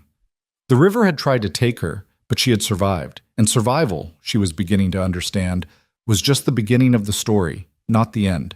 The first light of dawn filtered through the curtains of Lydia's room, pale and tentative, carrying with it the sounds of a working ranch coming to life. She heard boots on the porch, the low murmur of male voices, the whinny of horses eager for their morning feed. For a moment she lay still, disoriented by the unfamiliar surroundings. Then memory returned, and with it a strange mixture of relief and uncertainty. She was at the Reeves Ranch, 2 days' ride from Prospect, 3 weeks removed from the teaching position that had brought her west in the first place. Her life had been torn apart and reassembled into a shape she didn't yet recognize. She rose and dressed in one of the simple cotton dresses Mrs. Webb had provided, then stood at the window looking out over the valley. The land stretched away in all directions, rolling grassland punctuated by clusters of cottonwoods and the dark shapes of grazing cattle. It was beautiful in a way that made her chest ache, so open, so vast, so utterly different from the cramped streets and brick buildings of St. Louis. This was a place where you could see weather coming from miles away, where the sky dominated everything, where a person could disappear into distance and silence. She found Caleb and Eli in the kitchen, the older brother pouring coffee while the younger fried eggs and bacon. They both looked up when she entered, and Eli's face broke into a welcoming smile. "Morning, Miss Carter," he said cheerfully. "Hope you slept well. Coffee?" "Please," Lydia said, accepting the cup Caleb offered. "And you can call me Lydia. Miss Carter makes me feel like I'm back in the schoolroom." "Lydia it is," Eli said, sliding eggs onto a plate. "You teaching long before all this happened?" 5 years, Lydia said, sitting at the table. "Started right after my mother died. It seemed like good work, helping children learn to read and write, preparing them for whatever life they'd choose." "Noble profession," Caleb said, taking the chair across from her. He looked like he'd been up for hours already, his hair damp from washing, his shirt clean but worn soft from many launderings. Territory needs more teachers, too many kids growing up unable to read their own names. "That's what drew me west," Lydia said. "In St. Louis, there were plenty of teachers. Out here, I thought I could make more of a difference." "You still can," Eli said, setting plates in front of them.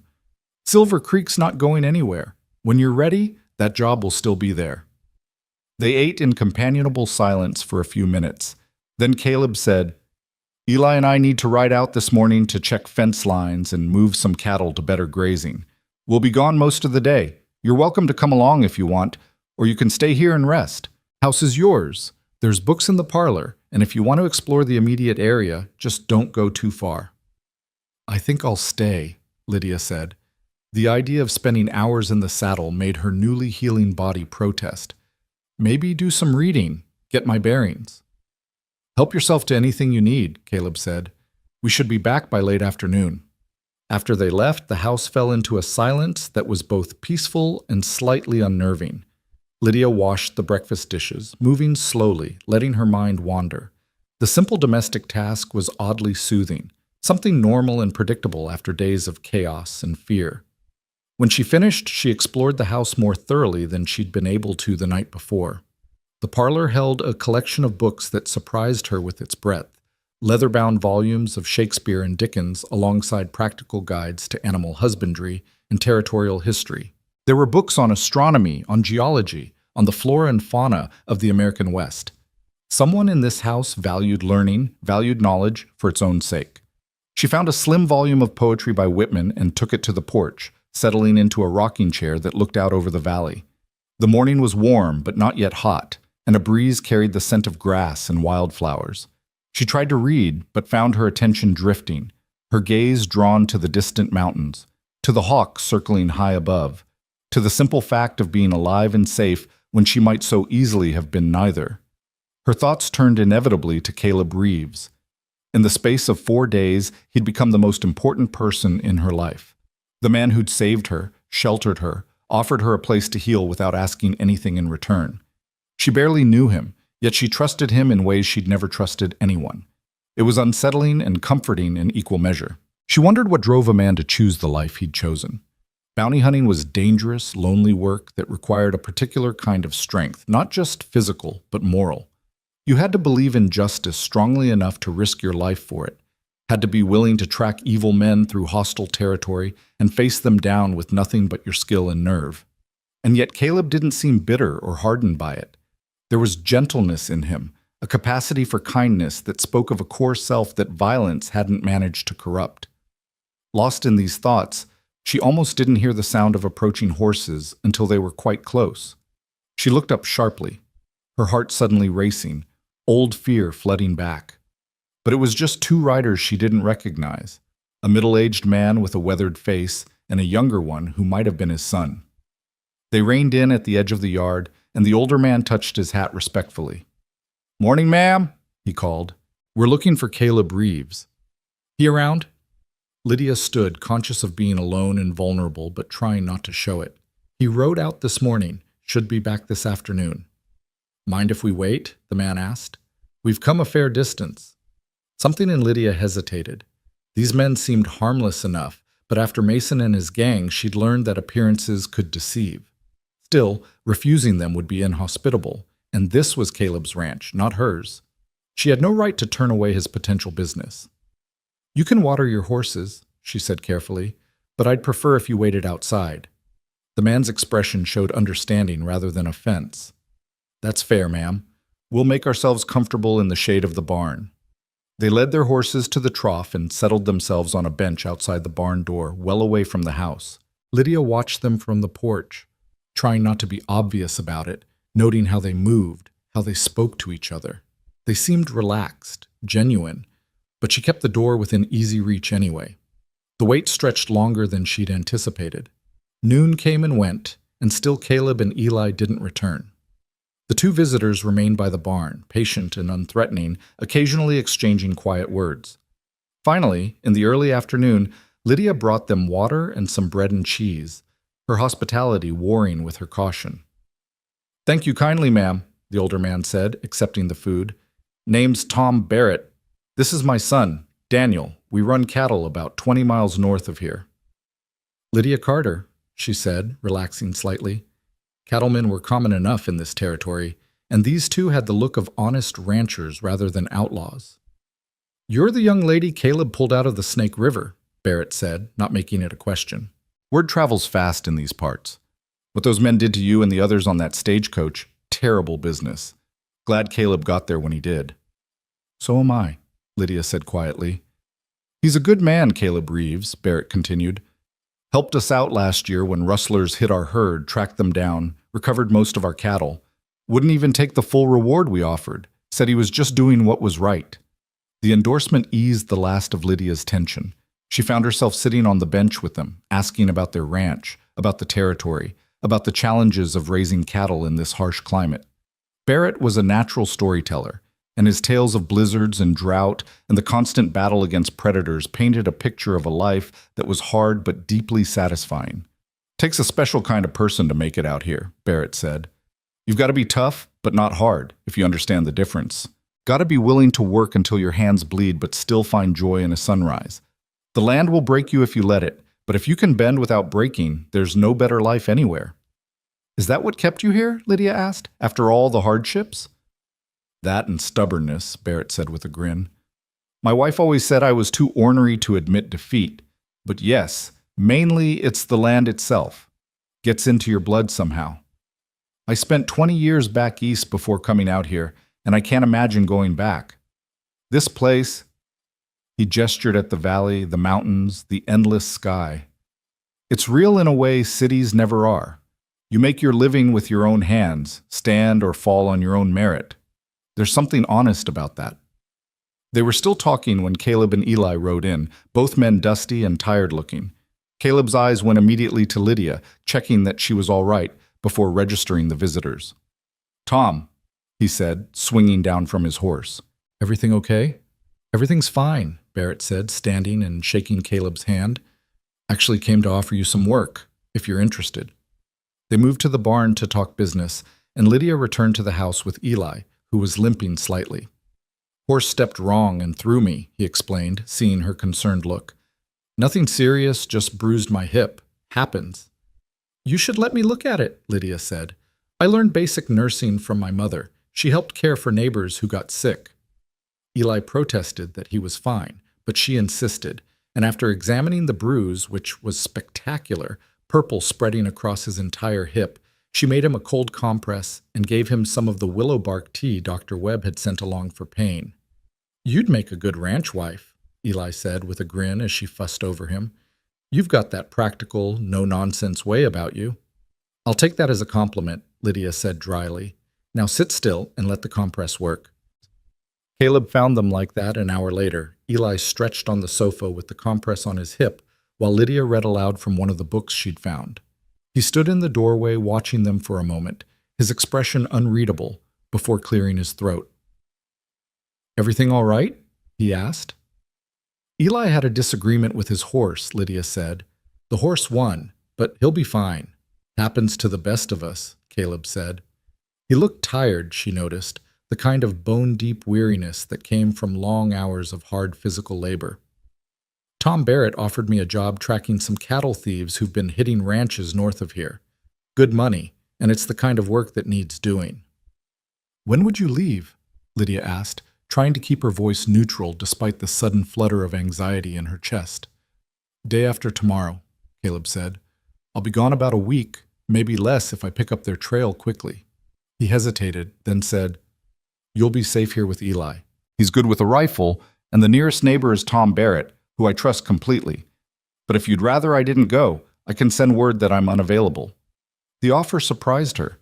He was willing to turn down paying work because she might feel unsafe without him.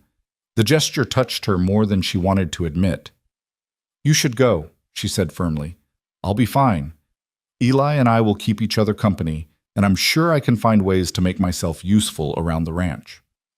Something in Caleb's expression eased. "All right then, I'll leave at first light on Wednesday."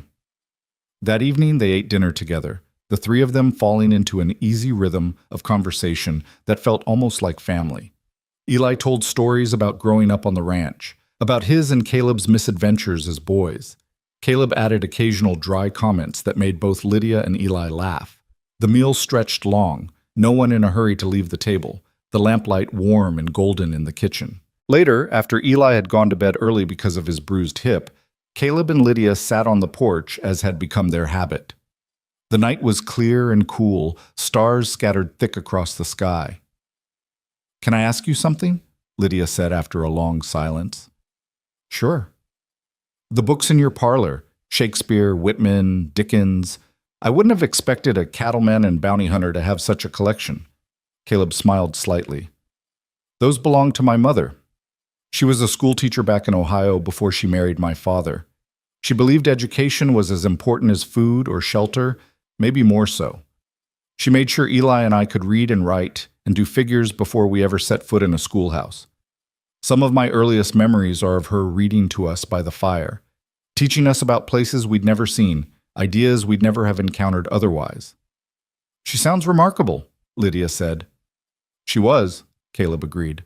"When she and my father died, Eli wanted to get rid of most of their things, said it hurt too much to be reminded of them. But I couldn't let the books go. They felt like the best part of her, you know, all that knowledge and beauty she valued. Sometimes when I'm out tracking some dangerous man through country that wants to kill me, I think about those books sitting here safe in the house, and it reminds me why I do this work. To protect beautiful things, to make sure people like my mother can exist in the world without fear." The admission was so honest, so vulnerable, that Lydia felt her throat tighten. She reached across the space between their chairs and touched his hand where it rested on the armrest. His fingers turned and caught hers, warm and strong, and they sat like that for a long moment, connected by more than just physical touch. "Thank you for telling me that," she said quietly. "Thank you for asking," Caleb replied. The next day passed in preparation for Caleb's departure. He cleaned his weapons meticulously, checked his tack and supplies, studied maps of the territory where the cattle thieves had been operating. Lydia watched him work, noting the care he took with every detail. This wasn't the preparation of someone who took unnecessary risks. This was the work of a man who understood that survival depended on thorough planning. She spent her own time making herself useful around the house, cleaning and organizing, mending shirts she found that needed repair. Eli protested that she didn't need to work, that she was a guest, but she insisted. "I need to feel useful," she told him. "Sitting idle just gives me too much time to think about things I'd rather not remember." Eli understood that without further explanation. "Well, if you insist on working, maybe you could teach me to cook something besides bacon and beans. Caleb and I have been eating the same 5 meals for 6 years. So she did, showing him how to make a proper pot roast, how to bake bread that didn't come out hard as rocks, how to season food with the herbs that grew wild near the creek. Eli proved an eager student, and they spent the afternoon in the kitchen, flour dusting the table, the smell of baking bread filling the house. Caleb appeared in the doorway mid-afternoon and stopped, a smile spreading across his face. "Is that bread I smell?" he asked. "Real bread." "Don't sound so shocked," Lydia said, pulling the golden loaves from the oven. "Did you think I couldn't cook?" "I didn't think about it one way or the other," Caleb admitted. "But this smells like heaven." They ate dinner early that night, the fresh bread still warm, the pot roast tender and rich. Caleb ate 3 helpings and declared it the best meal he'd had since his mother died. Lydia felt absurdly pleased by the compliment. by the simple act of feeding someone who appreciated it. After dinner, Eli excused himself again. His hip was still bothering him, and Lydia found herself alone with Caleb for what would be their last evening before he left. They settled on the porch, as usual, but the air felt different somehow, charged with something neither of them was quite ready to name. "I don't want you to worry while I'm gone," Caleb said. "This job is straightforward. Track the thieves, bring them in, or drive them out of the territory. I've done it dozens of times." "But it's still dangerous," Lydia said. "Everything worth doing is dangerous," Caleb replied. He looked at her in the dimming light. "Besides, I've got reason to come back now. That makes a man more careful." The implication in his words made her breath catch. "Caleb, I know it's too soon," he said quietly. "I know you're still healing from what happened, and the last thing you need is me complicating things. But I'd be lying if I said I didn't feel something when I look at you. Something that started when I saw you in that river, and you looked up at me like I was the answer to a prayer. Something that's gotten stronger every day since." Lydia's heart was racing now, torn between fear and something that felt dangerously close to hope. "I feel it too," she admitted, "but I don't know what it means. I don't know if I'm capable of anything beyond just surviving right now." "I'm not asking for anything," Caleb said. "I just wanted you to know, so that while I'm gone, you'll understand why I'm careful, why I'll do everything possible to come back whole, because there's someone here worth coming back to." She stood and moved to where he sat, and before she could second-guess herself, she leaned down and kissed him. It was brief, chaste, nothing more than a press of lips, but it carried the weight of everything they hadn't said and everything they might someday say. "Come back safe," she whispered against his mouth. "Please." "I will," he promised. "I swear it." He left at dawn the next morning, the sky still gray with pre-sunrise light. Lydia stood on the porch and watched him ride away, his figure growing smaller until the distance swallowed him completely. The valley felt emptier without him, the ranch suddenly too quiet, too vast. Eli came to stand beside her. "He'll be all right," he said. "Caleb always comes back. He's too stubborn to do anything else." "I hope you're right," Lydia said. The week that followed passed in a strange suspension of time. Days bled together in a routine of ranch work and quiet evenings, of watching the horizon for riders who didn't come. Eli proved to be good company, easier to talk to than his older brother, more willing to share stories and ask questions. He told her about their childhood, about learning to ride before they could read, about the time they tried to catch a wild Mustang and ended up hanging on for dear life while it dragged them through a creek. "Caleb's always been the serious one," Eli said as they mended fence one afternoon. "Even as a kid, he felt responsible for everything. After our parents died, he basically raised me, even though he was barely an adult himself. Made sure I finished my schooling, taught me everything about running the ranch, never let me slack off or feel sorry for myself." "That's a heavy burden for someone so young," Lydia observed. "He never complained," Eli said. "That's just who he is, takes care of people. It's why he does the bounty hunting. Not for the money, though that helps, but because he genuinely believes it's his duty to make the world safer for folks who can't protect themselves." "He told me something similar," Lydia said. "Did he tell you about Sarah?" Eli asked, then immediately looked like he regretted the question. Lydia's hands stilled on the fence post she'd been securing. "No, who's Sarah?" Eli hesitated, clearly debating whether to continue, then sighed. "Sarah Mitchum. She was our neighbor's daughter, and Caleb was sweet on her for years. Everyone thought they'd get married. But 3 years ago, she decided ranch life wasn't for her. She wanted city living, wanted comfort and society and things Caleb couldn't give her. She left for San Francisco and married a banker." "That must have hurt him," Lydia said quietly. "It did, though he'd never admit it," Eli said. "He threw himself into the bounty hunting after that, stayed away from home more than he was here. I think it was easier for him to chase dangerous men than deal with his own feelings." He looked at Lydia directly. "I'm telling you this because you should know. My brother doesn't open up easily. If he's let you in even a little bit, that means something. Don't take it lightly." "I won't," Lydia promised. On the 5th day of Caleb's absence, a storm rolled in from the west, dark clouds piling high and ominous. The wind picked up, bending the grass in waves, and thunder rumbled in the distance. Eli hurried to secure the barn and get the horses under cover while Lydia closed shutters and brought in anything that might blow away. The storm hit with fury just after sunset, rain lashing the house in sheets, wind howling around the eaves. Lightning split the sky in jagged forks, and thunder shook the walls. Lydia and Eli sat in the parlor by lamplight, trying to read but mostly just listening to the storm's violence. "Hope Caleb found shelter," Eli muttered, his worry obvious despite his attempt to sound casual. "I'm sure he did," Lydia said, with more confidence than she felt. "He knows this country." But as the storm raged through the night, she found herself unable to sleep, lying in bed imagining Caleb caught in the deluge, cold and wet and possibly injured. Every crack of thunder made her jump. Every gust of wind seemed to carry threat. She told herself she was being foolish, that Caleb had survived far worse than a summer storm, but logic couldn't touch the fear that had taken root in her chest. Morning came gray and rain-soaked, the storm lessening but not breaking. Lydia made breakfast mechanically, her attention divided between the food and the windows, watching for movement that never came. The rain finally stopped mid-afternoon, leaving the world washed clean and smelling of wet earth.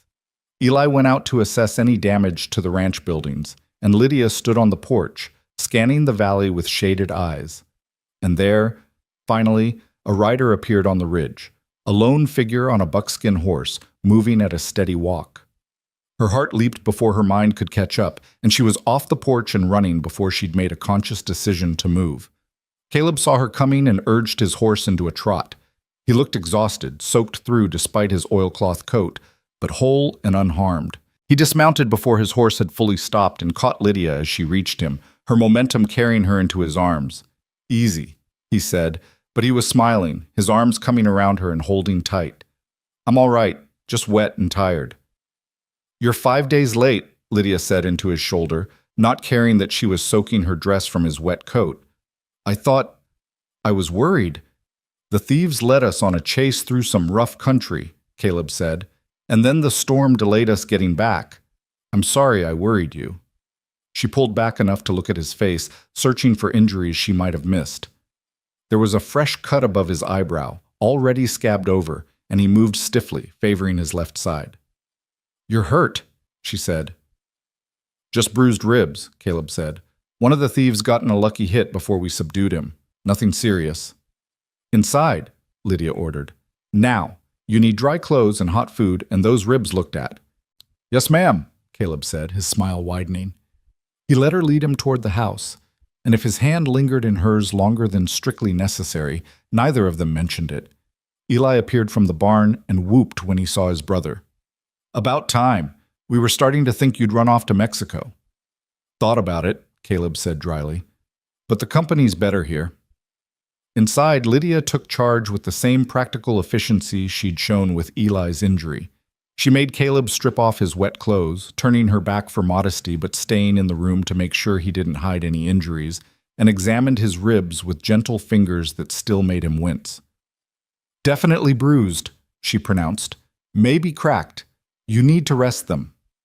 "I've had worse," Caleb said, but he didn't protest when she wrapped his torso with strips of cloth to support the injury.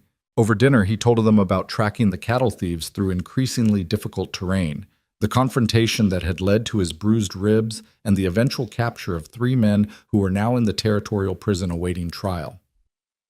"Tom Barrett was pleased," Caleb said, "paid the full bounty and threw in a bonus. Said if I ever need work, I've got a standing offer to help with his ranch." "Maybe you should consider it," Lydia said quietly. "Legitimate ranch work instead of chasing dangerous men." Caleb looked at her, and something passed between them, an understanding, a possibility, the beginning of a conversation they'd need to have eventually. "Maybe," he said. "I've been thinking about that lately, thinking about what kind of life I want versus the life I've been living." After dinner, Eli declared he was going to bed early, his excuse so transparent that both Caleb and Lydia laughed. But they took the gift of privacy he offered, moving to the porch where the storm-washed air smelled fresh and new.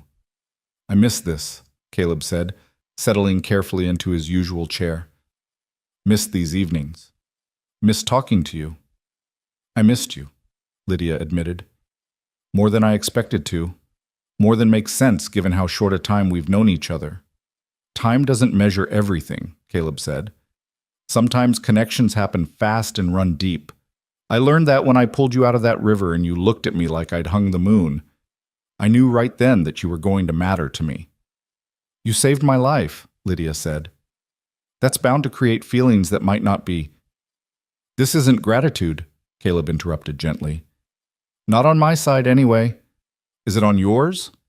Lydia thought about the past week, about the fear she'd felt during the storm, about the overwhelming relief when she'd seen him riding toward the ranch.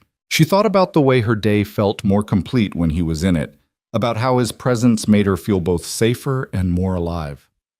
No, she said finally, it's not gratitude. It's something else. Something I'm not sure I'm ready for, but can't seem to stop feeling anyway. Then don't stop it, Caleb said. Don't fight it or question it or try to logic it away. Just let it be what it is and see where it goes. He held out his hand, and after only a moment's hesitation, she took it. They sat like that as darkness fell completely. Hands linked, the future uncertain but no longer quite so frightening, and for the first time since the stagecoach robbery, Lydia felt something other than simply surviving. She felt the possibility of actually living again, of building something new and good from the wreckage of what had been destroyed. The river had tried to take her, but Caleb had refused to let it. And now, in the quiet of a Montana evening with his hand warm in hers, she began to believe that maybe, just maybe, she could do more than survive. She could heal. She could hope. She could even, perhaps, love again. The weeks that followed Caleb's return settled into a rhythm that felt almost like belonging.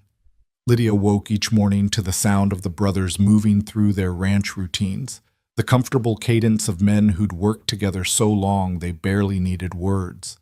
She'd dress and join them for breakfast, contributing meals that made Eli groan with pleasure and earned her Caleb's quiet smiles of appreciation. After the men rode out to whatever work the day demanded, she'd spend her time making the ranch house into something more than just a place where two bachelors slept between dawn and dusk. She scrubbed floors that hadn't seen proper attention in years, mended curtains worn thin by Montana sun, organized shelves that had devolved into chaos. The work was therapeutic in ways she hadn't anticipated.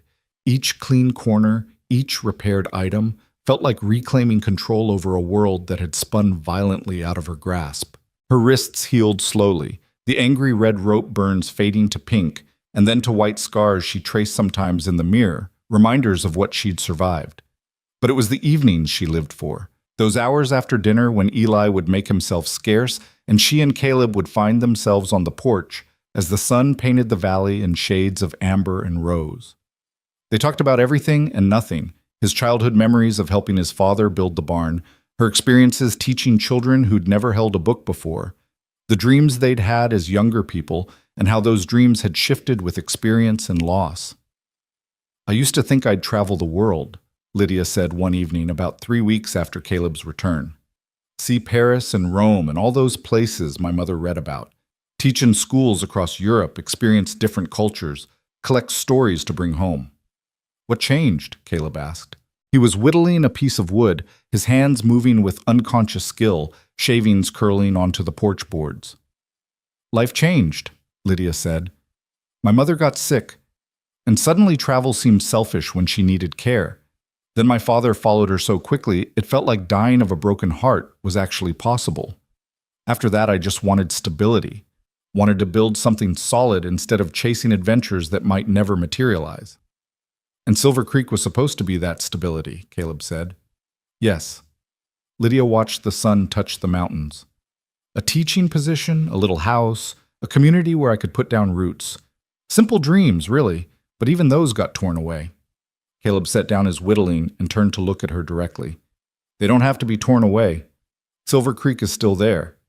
That job is still being held for you. When you're ready, I'll take you there myself. Make sure you're settled safe. Something in his words made her chest tighten. When I'm ready, she repeated. What if I'm never ready? What if going there means leaving something behind that I don't want to leave? The air between them shifted, charged with the thing they'd been dancing around for weeks.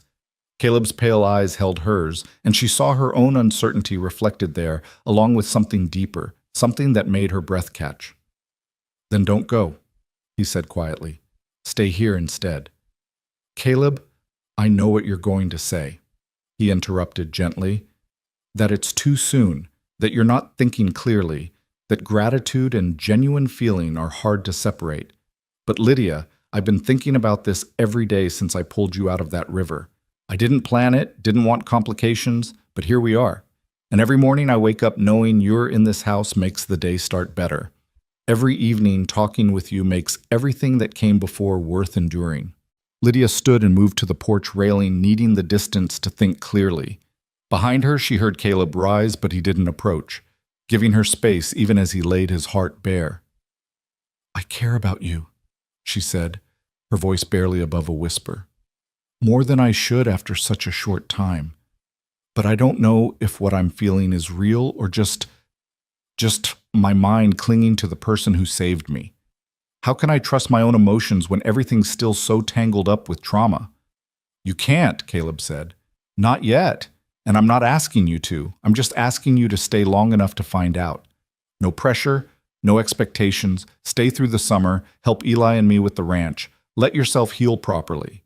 And if at the end of it you decide Silver Creek is where you belong, I'll take you there with my blessing and no hard feelings. She turned to face him. And if I stay? If it turns out this is real? What then? Then we build something, Caleb said simply. Together, whatever that looks like. The promise in his words, the complete absence of demand or manipulation, made something inside her settle and shift. She crossed the space between them and took his hand, feeling the calluses on his palm, the strength in his fingers as they curled around hers. All right, she said, I'll stay through the summer. But Caleb, you have to promise me something. Anything. If you take another bounty hunting job, you have to promise to be more careful, because her voice caught. I couldn't bear it if something happened to you. His free hand came up to cup her face, his thumb brushing her cheekbone with devastating gentleness. I promise, he said. No more unnecessary risks. In fact, I've been thinking about Tom Barrett's offer. Steady ranch work might not pay as well, but it's considerably less likely to get me shot. I prefer you not shot, Lydia said, and despite the seriousness of the conversation, they both smiled. He leaned down and kissed her then, soft and careful, asking permission with every movement. She kissed him back, letting herself feel the warmth of it, the rightness, the promise of something good growing from such terrible beginnings. When they finally pulled apart, both slightly breathless, Caleb rested his forehead against hers. I'm going to court you properly, he said, the way you deserve. Not because you owe me anything, but because I want to earn your trust and your heart honestly. You already have both, Lydia admitted, more than I probably should have given. But I want the courting anyway. I want the time to be sure, to build something solid. Then that's what we'll do, Caleb said. The next morning at breakfast, Eli took one look at them and grinned so wide it nearly split his face. Finally, he said, I was starting to think I'd have to lock you two in a room together. Mind your own business, Caleb said mildly, but there was no heat in it. Your business is my business when it improves both your dispositions this noticeably, Eli retorted. He looked at Lydia. So you're staying then? Through the summer, at least, Lydia confirmed. If you'll have me. Have you? Lydia, you've turned this house into an actual home and taught me to cook food that doesn't taste like leather. You can stay forever as far as I'm concerned. Eli paused, then added more seriously. But really, we're both glad. This place is better with you in it. The days took on new texture after that. Caleb began teaching Lydia to ride properly, not just the basic survival riding she'd done, but real horsemanship, how to read an animal's mood, how to move with its rhythm, how to communicate through subtle shifts of weight and rein pressure. They'd ride out together in the early mornings when the air was still cool, exploring the ranch boundaries and the wild country beyond. One morning, about a week after their conversation on the porch, they rode to a high meadow where wildflowers grew so thick the ground looked painted. Caleb helped her down from her horse, and they walked through the blooms, Lydia naming the ones she recognized from botanical books: lupine and Indian paintbrush, columbine and wild rose. My mother would have loved this place, she said, bending to touch a particularly perfect lupine. She had a garden back in St. Louis, Spent every spare moment in it. She said flowers were proof that God had a sense of beauty as well as utility. Smart woman, Caleb said. He was watching Lydia rather than the flowers, his expression soft in the morning light. She was, Lydia agreed. She straightened and looked at him. I think she would have liked you. She always said the measure of a man wasn't in his words, but in his actions, and whether he did right when no one was watching. I'm not sure I always measure up to that standard, Caleb said honestly. I've done things I'm not proud of, hurt people who probably didn't deserve it as much as I told myself they did. Such as? He was quiet for a long moment, then said, There was a man 2 years ago, wanted for robbery and assault. I tracked him for 3 weeks, finally cornered him in a line shack in the mountains. He tried to draw on me and I shot him. Standard bounty hunter work. But later I found out he had a family, a wife, and 2 kids who depended on him. The money he'd stolen was to pay for his daughter's medicine. She had lung fever, and the doctor wanted payment up front. That wasn't your fault, Lydia said. You couldn't have known. Couldn't I? Caleb's voice was heavy with old guilt. If I'd talked to him instead of just assuming he was another outlaw, if I'd brought him in alive instead of shooting first, maybe there was another way that wouldn't have left 2 kids without a father. Well, Lydia took his hand. Or maybe he would have killed you and gone on to hurt other people. You can't carry the weight of every possible alternative outcome, Caleb. You did what you thought was right with the information you had. I know, he said. Logically, I know that. But it still haunts me sometimes. It's part of why I want to stop bounty hunting, why I'm ready to just work the ranch and live a quieter life. I'm tired of making life or death decisions about people I don't really know. She squeezed his hand, understanding in that moment why he was so careful with her, so gentle and patient. He'd seen what violence could do, how quickly it could destroy lives, and he was determined not to be careless with something as precious as another person's heart. They stood together in the flower-filled meadow, and Lydia felt something shift inside her, a loosening of the last defenses she'd been holding against him. Whatever this was between them, it was real and worth protecting, worth the risk of believing in again. The summer deepened, days growing longer and hotter. Lydia learned the rhythm of ranch work, helping where she could, gathering eggs from the chickens they kept near the house, tending the vegetable garden that had gone wild from neglect, even learning to milk the 2 dairy cows whose names were Buttercup and Daisy. The physical work was satisfying in ways her teaching had never been, though she found herself missing the classroom sometimes, missing the spark in a child's eyes when a difficult concept finally clicked. You could teach here, Eli suggested one afternoon as they weeded the garden together. Not at a formal school, but there are ranch families scattered all through this territory. Kids who don't get any education at all because the nearest schoolhouse is 50 miles away. You could ride circuit, teach at different ranches, the way circuit preachers do with religion.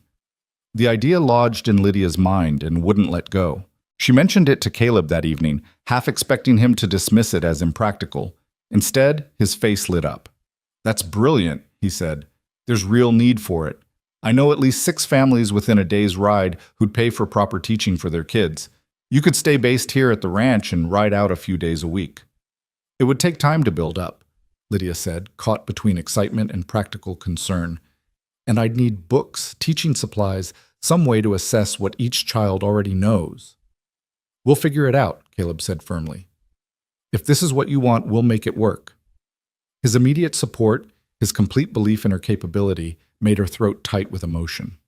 She'd spent so much of her life having to justify her choices, having to prove her competence, and here was a man who simply took her ability for granted and asked how he could help. I want to try, she said, but not until after... She stopped, suddenly uncertain. After Mason's trial, Caleb finished quietly. You'll need to testify. The trial was scheduled for mid-August in Helena, just over a month away. Lydia had been trying not to think about it, but the date loomed like a storm on the horizon.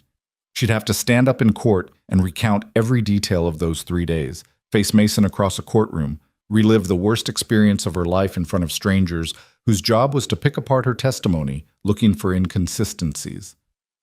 I'll go with you, Caleb said. You won't have to face him alone. I know, Lydia said. That's the only reason I think I can do it. July melted into early August. The days hot enough that they did the heaviest ranch work in the early mornings and late evenings, resting through the worst heat. Lydia's body changed with the physical labor.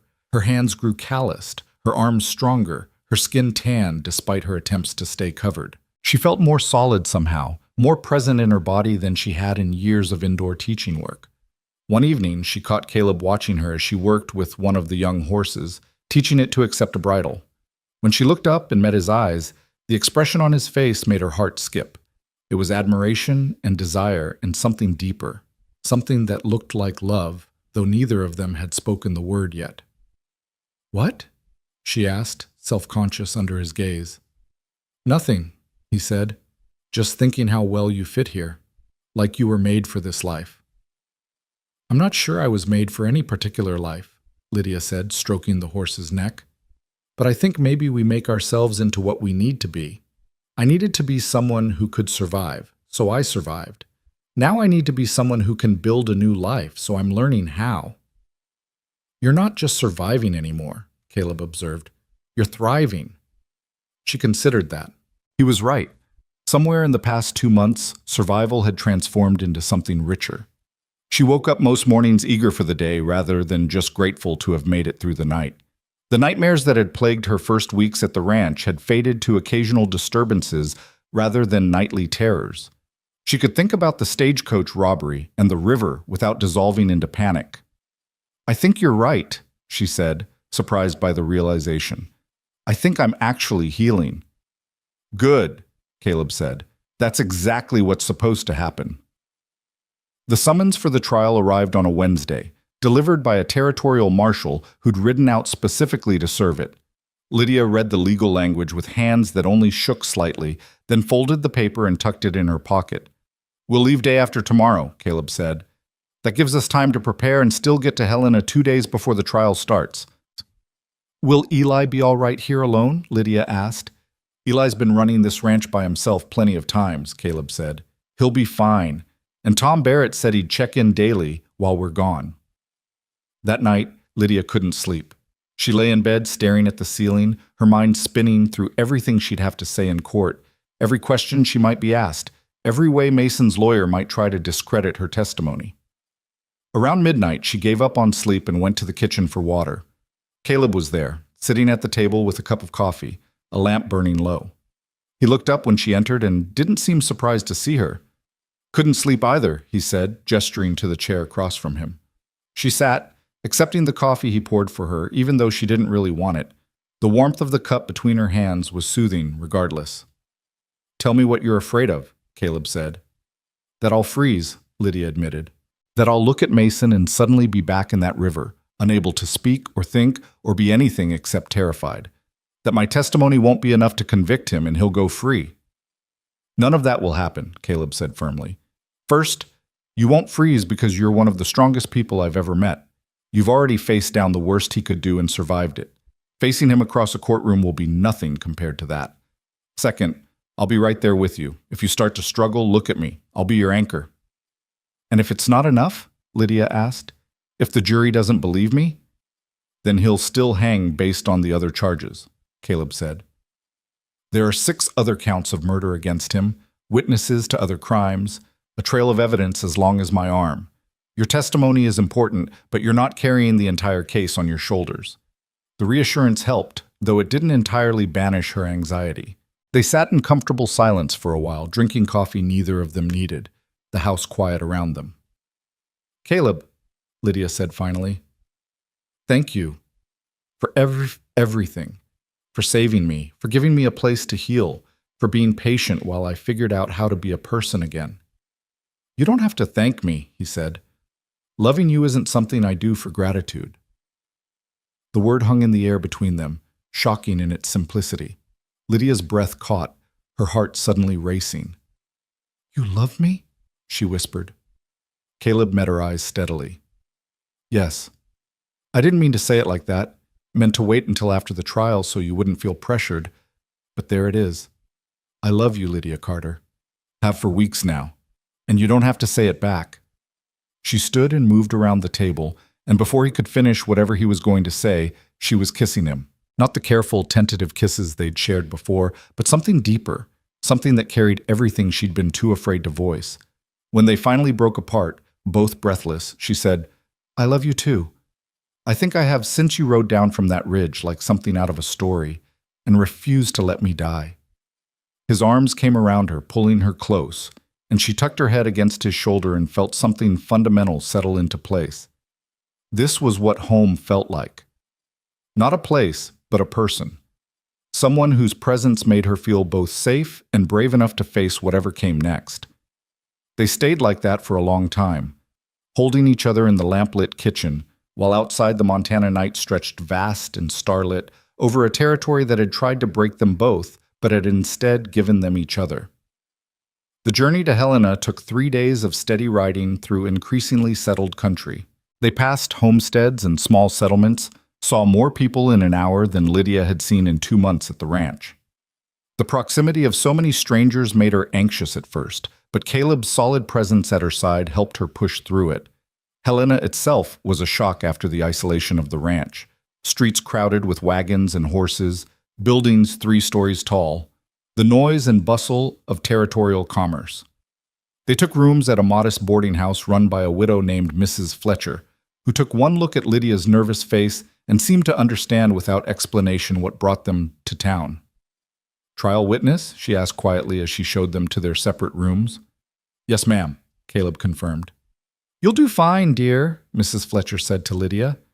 "The judge is fair, and the prosecutor is good at his job. That Mason fellow will get what's coming to him." The day before the trial, Lydia met with the prosecutor, a sharp-eyed man named Alistair Green, who went over her testimony with methodical thoroughness. He warned her that Mason's defense attorney would try to rattle her, would suggest she was mistaken about details or motivated by revenge. "Just tell the truth exactly as you remember it," Green said.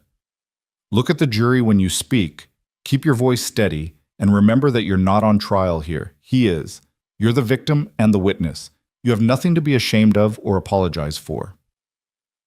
That night, Caleb took her to dinner at one of Helena's better restaurants, trying to distract her from the next day's ordeal.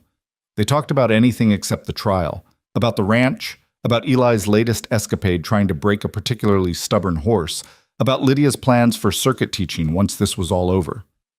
"Have you thought about where you want to be in 5 years?" Caleb asked over dessert. "I used to think I knew," Lydia said. "Before the stagecoach, I had it all planned out. Teach for 10 years, save money, maybe open my own school someday." "Now?" She met his eyes. "Now I think I'd like to be at the ranch, teaching the circuit, helping you and Eli build something lasting. Maybe," she hesitated, then pushed forward, "maybe building a family of our own." Caleb's hand found hers across the table. "I'd like that too," he said quietly. "All of it."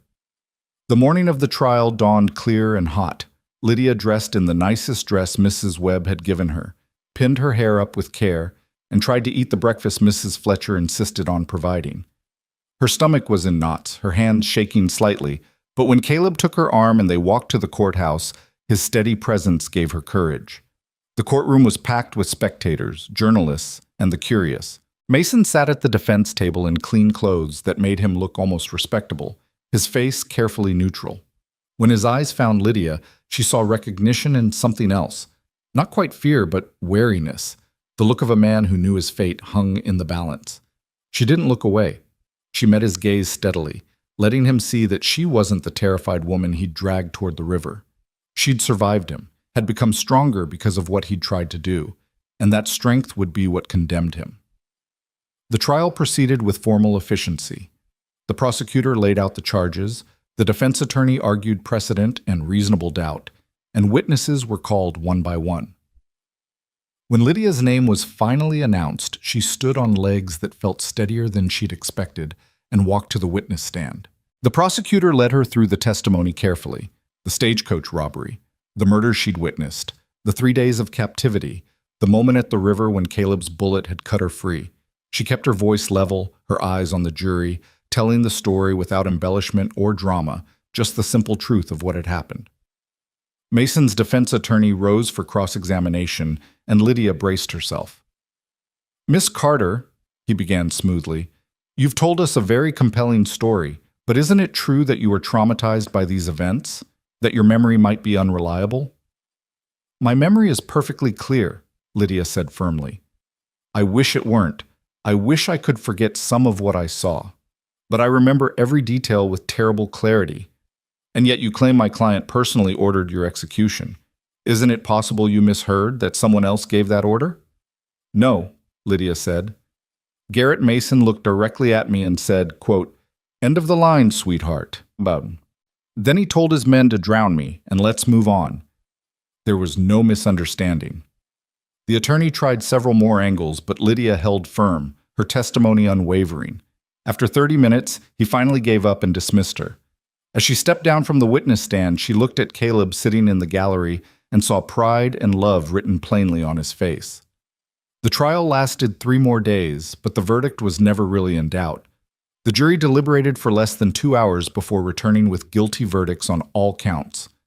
The judge sentenced Mason to hang within the month, and as the marshal led him from the courtroom, he looked once more at Lydia. This time she didn't see wariness. She saw defeat, and the knowledge that justice had finally caught up with him. Outside the courthouse, Caleb pulled her into his arms, holding her tight while she shook with released tension and relief. "It's over," he murmured into her hair. "It's finally over." "Not quite," Lydia said, pulling back to look at him. "There's still one more thing I need to do." She led him to the telegraph office and composed a message to Silver Creek School Board, thanking them for holding the position, but formally declining the offer. Her future, she'd realized, wasn't in a town she'd never seen teaching children she'd never met. Her future was at the Reeves Ranch, building a life with a man who'd saved her in every way a person could be saved.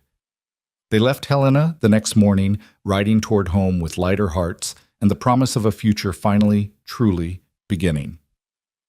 The Montana summer stretched golden and perfect around them, and for the first time since that terrible day on the road to Silver Creek, Lydia felt not just alive, but genuinely, completely free. The ride back to the ranch felt different from any journey Lydia had made before. The weight she'd been carrying since that terrible day on the stagecoach road had lifted, not completely. She suspected those scars would never fully disappear, but enough that she could breathe deeply and look at the horizon without fear shadowing every thought. Caleb rode beside her, his presence as steady as the mountains in the distance, and occasionally their eyes would meet and something would pass between them that needed no words. They stopped the first night at a creek where willows grew thick and the water ran clear over smooth stones. While Caleb tended the horses, Lydia walked to the water's edge and knelt, dipping her hands in the current. It was cold enough to make her gasp, and for a moment she was back in the Snake River with rope cutting her wrists and death pulling at her skirts. But then Caleb's hand touched her shoulder, grounding her in the present, and the memory released its grip. "You all right?" he asked quietly. "Yes," she said, and meant it.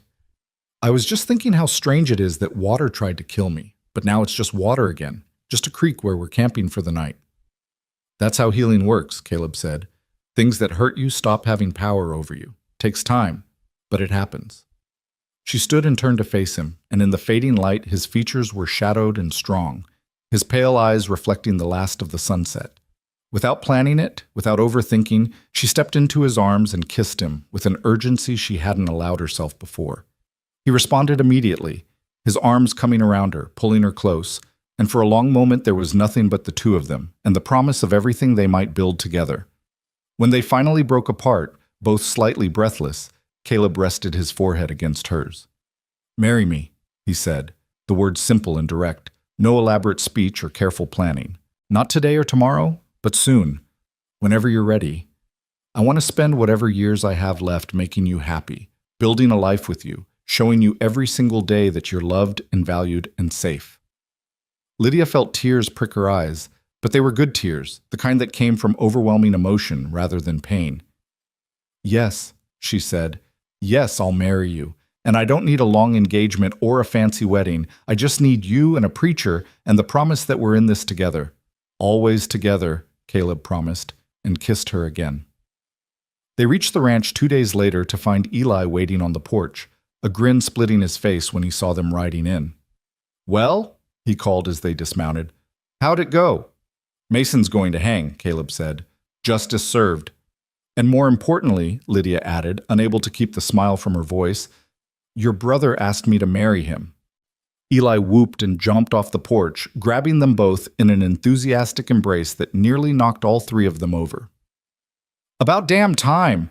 I was starting to think you two would dance around each other forever. He pulled back, looking between them with obvious joy. So when's the wedding? Soon, Lydia said. We haven't set a date yet, but soon. Good, Eli said.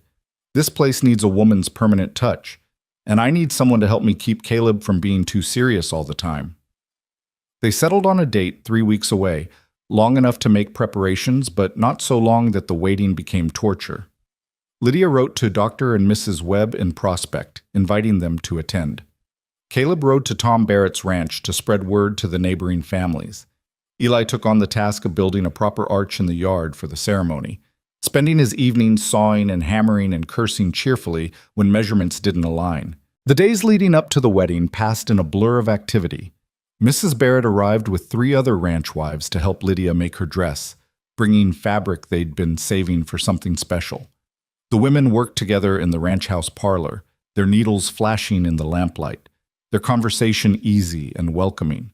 They asked Lydia about her teaching plans, about her life before Montana, about how she and Caleb had met.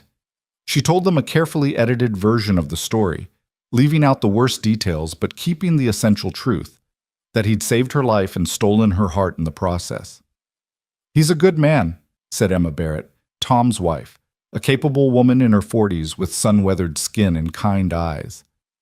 Helped us out more times than I can count, never asking for anything in return. You're lucky to have found each other. I know, Lydia said, watching her hands work the delicate fabric. The dress was taking shape beautifully, simple but elegant, with lace at the collar and cuffs that Mrs. Webb had sent from Prospect. Sometimes I think about how easily it could have gone differently. If Caleb had been an hour later reaching that river, if his aim hadn't been perfect, if any of a dozen things had changed, but they didn't, interrupted Sarah Mitchell, the youngest of the ranch wives at barely 25. That's what matters. You can drive yourself crazy thinking about what might have been. Better to be grateful for what is. The wisdom in those simple words struck Lydia deeply. She'd spent too much time dwelling on the trauma, not enough celebrating the fact that she'd survived it and found something precious on the other side. Caleb, meanwhile, was dealing with his own preparations. He rode into Helena and returned with a simple gold band that had belonged to his mother, carefully preserved in a box with his parents' other treasured possessions. He showed it to Lydia in the privacy of the barn one evening, the metal gleaming softly in the lamplight. My father gave this to my mother when they married, he said. She wore it every day until she died. I know it's not new, not something I picked out specifically for you, but it's perfect, Lydia interrupted, taking the ring gently. It means something. It has history and love woven into it. I couldn't ask for anything better. He visibly relaxed. I was worried you'd want something fancier. I don't need fancy, Lydia said. I need real and honest and true. That's what this is.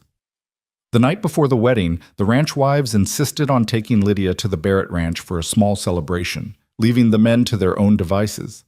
They fed her well, shared stories of their own courtships and marriages, and gave her advice that ranged from practical to scandalous.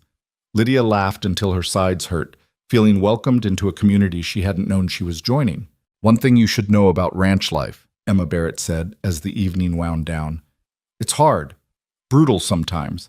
The weather doesn't care about your plans, the cattle don't respect your schedule, and there will be days when you wonder why you didn't just stay in civilization. But there's also a freedom here that you can't find anywhere else. A sense of building something with your own hands, of living by your own choices. And when you've got a good man beside you, someone who will work as hard as you do and love you just as fiercely, well, that makes all the difference. Caleb's a good man, Lydia said softly. The best, Emma agreed. Which is why we're all so glad he found you. He's been alone too long carrying too much weight by himself. You'll lighten that load, and he'll do the same for you. That's what marriage is supposed to be. 2 people making each other's burdens easier to bear. But Lydia thought about those words as she lay in the Barrett's guest room that night, unable to sleep from excitement and anticipation. Tomorrow she would marry Caleb Reeves, would bind her life to his in front of God and community, would choose deliberately and consciously to build a future with him. The girl who'd boarded a stagecoach in Fort Benton 3 months ago would never have imagined this outcome. But the woman she'd become through fire and fear and ultimately love knew with absolute certainty that this was right. The wedding day dawned clear and perfect. The sky that particular shade of blue that seemed to exist only in Montana. Lydia dressed with Mrs. Barrett's help, her hands trembling slightly as she fastened the buttons on her new dress. The fabric was cream-colored cotton, simple but well made, and when she looked at herself in the mirror, she saw someone she barely recognized, stronger than before, marked by experience but not broken by it, ready to step into a new chapter with clear eyes and an open heart. The ceremony was held in the yard beneath Eli's carefully constructed arch, which he'd decorated with wildflowers that morning. About 30 people had gathered, neighboring ranchers and their families, Dr. and Mrs. Webb from Prospect, Marshall Bridger from Helena, who'd made the journey specifically to attend. Even Tom Barrett's ranch hands had showed up, dressed in their best shirts, standing at the back and grinning. Caleb stood waiting beneath the arch, and when Lydia emerged from the house on Eli's arm, the younger brother having insisted on giving her away, she saw Caleb's expression shift into something that made her breath catch. It was awe and love and gratitude all mixed together, the look of a man who couldn't quite believe his good fortune. The circuit preacher, Reverend Walsh, kept the ceremony blessedly brief. He spoke about commitment and partnership, about building a life on faith and trust, about the sacred bond between two people who chose each other freely. When it came time for vows, Caleb spoke first, his voice steady and clear. Lydia, I promise to love you and protect you, to work beside you and support your dreams, to be honest even when it's hard and patient when you need time. I promise to make you laugh when I can and hold you when you cry. I promise to be worthy of the trust you've placed in me, every single day for the rest of my life. Lydia's own vows came from somewhere deep inside, words she hadn't planned but that felt completely true. Caleb, I promise to love you with everything I am, to build a life with you that honors what we've both survived and celebrates what we've found together. I promise to be your partner in all things, to challenge you when you need it and support you always. I promise to make our house a home and our life an adventure worth living. Reverend Walsh blessed the union, and when he pronounced them married, Caleb kissed her with a gentleness that somehow conveyed more passion than any dramatic gesture could have. The gathered crowd cheered, and someone, probably one of Tom Barrett's ranch hands, fired a pistol in the air in celebration. The rest of the day passed in a blur of joy. Tables had been set up in the yard laden with food the ranch wives had prepared. There was music courtesy of a fiddle player from one of the neighboring ranches, and dancing that went on until the stars came out. Eli made a toast that was equal parts sentimental and teasing, thanking Lydia for civilizing his brother and promising to be the best brother-in-law in the territory. Dr. Webb pulled Caleb aside for a quiet conversation that ended with the older man clapping him on the shoulder and nodding approval. As evening fell and the celebration continued around them, Caleb and Lydia slipped away from the crowd and walked to the ridge overlooking the valley. The land stretched away in all directions, darkening now as sunset faded to twilight, dotted with the lights of neighboring ranches and the stars beginning their nightly appearance. "How are you feeling?" Caleb asked, his arm around her waist. "Happy," Lydia said simply. "Genuinely, completely happy. I didn't think I'd feel this way again, not after everything that happened. But here I am, married to you, surrounded by good people, looking at a future I actually want to live." "We're going to build something good here," Caleb said. "Better than good. Something extraordinary. You with your teaching, me helping Tom and working our own ranch, Eli finally having someone to talk to besides me and the horses. A real life, not just surviving, but thriving." "Speaking of teaching," Lydia said, "I got a letter yesterday from the Henderson family. Remember, the ones who left after their homestead burned? They're coming back next spring with 3 other families from back east. They want to know if I'll teach their children when they arrive." "That's wonderful," Caleb said. "So it's really happening, your circuit teaching?" "It's really happening," Lydia confirmed. "I'm going to start with the Barrett children next week, just to practice and refine my approach. Then as word spreads, I'll add more families. Emma thinks within a year I could be teaching 20 or 30 children across the territory." "You'll be amazing at it," Caleb said with complete confidence. You've got a gift for explaining things clearly, for making people feel capable and valued. Those kids will be lucky to have you. They stood in comfortable silence for a while, watching the last light fade from the western sky. Finally, Lydia said, I should go back to the Snake River. Caleb turned to look at her, surprise and concern crossing his face. What? Why? Because I need to see it again, Lydia explained. Not running from it or being dragged toward it, but choosing to go there on my own terms.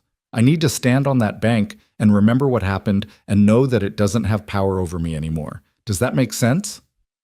Perfect sense, Caleb said, though worry still shadowed his eyes. When do you want to go? Not today, Lydia said. Today is for celebrating, but soon, maybe next week before I start teaching. One last confrontation with the past before I fully step into the future. I'll take you, Caleb said. We'll go together. They returned to the celebration hand in hand, and the party continued well into the night. When it finally wound down and the last guest had departed, when Eli had diplomatically announced he'd be sleeping in the barn to give them privacy, Caleb and Lydia found themselves alone in the ranch house that was now truly their home together. They climbed the stairs to the room they'd share from this night forward, both suddenly shy despite everything they'd already been through together. But when Caleb took her hand and led her inside, when he kissed her with all the love and desire he'd been holding in check for months, the shyness faded into something beautiful and right. They came together as husband and wife, two people who'd been broken and rebuilt, finding healing and joy in each other's arms. The week that followed established new rhythms.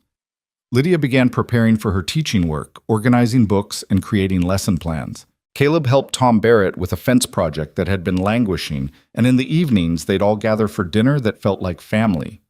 Eli, true to his word, seemed delighted to have Lydia as a permanent resident, and his easy laughter filled the house in ways it hadn't before. On a Tuesday morning when the weather was fine and the ranch work wasn't pressing, Caleb and Lydia rode north toward the Snake River. Neither spoke much during the journey, each lost in their own thoughts. When they finally reached the section of river where everything had happened, Lydia's breath caught despite her preparation. The place looked different in daylight, without terror coloring her perception. The water still ran fast and wide over the rocks, but it was just a river, powerful and potentially dangerous, but not malevolent. The sandbank where Mason had stood smoking while his men dragged her toward death was just a curve in the shore. The cottonwood where Caleb had tied the outlaws was just a tree. She dismounted and walked to the water's edge, Caleb staying close but not hovering. The current pulled at the toes of her boots when she got near enough, cold and insistent. "This is where you were," she said, pointing to a spot on the ridge. "And I was here, in the water, thinking I was about to die." "But you didn't die," Caleb said quietly. "You fought, and I got lucky with my shot, and you survived." "We survived," Lydia corrected. She bent and picked up a smooth river stone, turning it over in her hands. "I want to leave something here, something that marks the moment my life changed." She walked a few yards upstream to a flat section of bank and carefully placed the stone on a natural shelf in the rock. Using a smaller stone, she scratched words into the larger one. Lydia Carter Reeves lived. Caleb came to stand beside her, looking at her handiwork. "Simple but powerful," he said. "That's all that matters in the end," Lydia said. "Not the trauma or the fear or even the rescue, just the fact that I'm here, I'm alive, and I'm choosing how my story continues." They stood together looking at the river for a few more minutes, and Lydia felt something inside her shift and settle. The nightmares would probably never completely stop, and she'd carry the scars, both visible and invisible, for the rest of her life. But they didn't define her anymore. They were just part of a larger story that included love and purpose and a future bright with possibility. "Ready to go home?" Caleb asked. "Yes," Lydia said, taking his hand. "Let's go home." The ride back to the ranch was lighter somehow, as if exorcising that particular demon had freed up space for other things. They talked about their plans for the winter, about whether to expand the cattle herd or focus on improving the existing stock, about how many children they hoped to have someday and what they'd name them. "At least 3, Lydia said. "I was an only child and it was lonely. I want our children to have siblings, to grow up with built-in friends and allies." 3 sounds good, Caleb agreed, though knowing our luck, we'll end up with 6. I could live with 6, Lydia said with a smile, as long as at least one of them is a girl, someone I can teach to read poetry and ride horses and be fierce in the world. They'll all be fierce if they take after you, Caleb said. Life settled into patterns after that, the kind of comfortable routine that makes days blur together in the best possible way. Lydia began her circuit teaching, riding out 3 days a week to various ranches where eager children waited to learn their letters and numbers. She discovered a talent for making education engaging even in difficult circumstances, teaching mathematics through ranch problems like calculating cattle weights, and geometry through building projects. The children loved her, and their parents praised her methods and insisted on paying more than she'd asked. Caleb, true to his word, gave up bounty hunting entirely. He took on more work helping neighboring ranchers, building his reputation as someone reliable and skilled. The money was steadier if less dramatic than bounty hunting had provided, and he came home every night without bullet holes or knife wounds, which Lydia appreciated immensely. Eli thrived with both his brother and sister-in-law present, his natural sociability finding full expression. He courted Sarah Mitchell, the young ranch wife who'd helped make Lydia's wedding dress, and by Christmas had proposed. The wedding was planned for spring, and Eli joked that now all 3 Reeves household residents would be married, which seemed only fair. Winter came hard that year, bringing snowstorms that buried the valley under 3 feet of white and temperatures that made stepping outside feel like being stabbed with ice. But the ranch house stayed warm, the cattle survived in the sheltered valleys where they'd been moved, and the Reeves family, now expanded to include Lydia, weathered the season with stories and books, and Eli's increasingly skilled cooking. It was during that long winter, when Lydia was wrapped in quilts by the fire reading aloud from Dickens while snow howled outside, that she realized she was pregnant. She'd suspected for a few weeks, but had wanted to be certain before saying anything. When she finally told Caleb, his face lit up with a joy so pure it made her eyes water. "We're going to have a baby," he said, as if testing the words. "We're going to have a baby," Lydia confirmed. He pulled her into his arms, careful and gentle already. "I'm going to be a father," he murmured into her hair. "I'm going to teach our child to ride and read and be decent in the world. I'm going to make sure they know they're loved every single day." "You're going to be a wonderful father," Lydia said. "The best kind, patient and strong and full of quiet wisdom." The pregnancy progressed smoothly through the remainder of winter and into spring. Lydia continued teaching until she was too uncomfortable to ride long distances, then began holding lessons at the ranch house for nearby families. Emma Barrett and the other ranch wives descended regularly with advice and supplies, and the kind of practical knowledge that can't be found in books.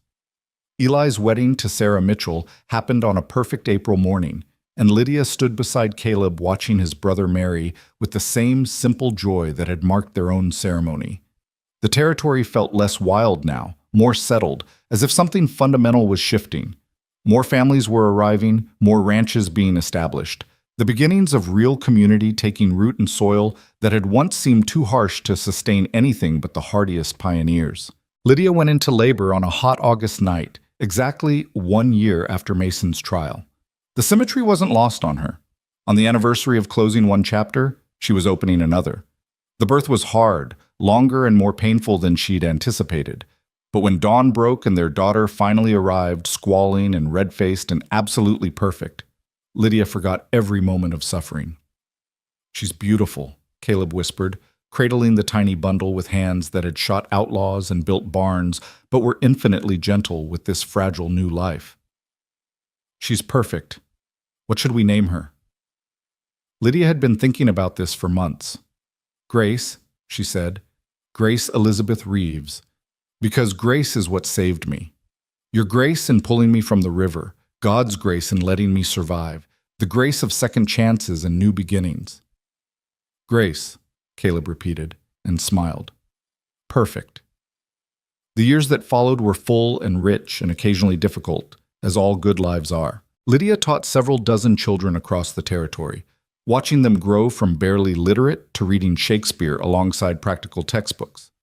Caleb and Eli expanded the ranch, bringing in better breeding stock and implementing new techniques they learned from agricultural journals. Grace grew into a bright, curious child who learned to ride almost before she could walk and showed signs of inheriting both her mother's love of learning and her father's quiet strength. 2 more children followed, a son they named Joshua after Caleb's murdered friend, and another daughter called Emma after Mrs. Barrett, who'd helped Lydia so much in those early days. The ranch house rang with children's laughter and the organized chaos of a growing family. Eli and Sarah added their own children to the mix, living in a house Caleb helped them build on the northern section of the property, and the cousins grew up more like siblings, running wild through the valley and learning the land that was their inheritance. On Grace's 5th birthday, Lydia and Caleb took her to the Snake River. The child had heard simplified versions of the story that her mother had been in danger and her father had saved her. But now Lydia wanted her daughter to see the actual place, to understand that beautiful things can come from terrible beginnings. They stood on the bank where Lydia had once been dragged toward death, and Grace asked questions with the directness of childhood. "Were you scared, Mama?"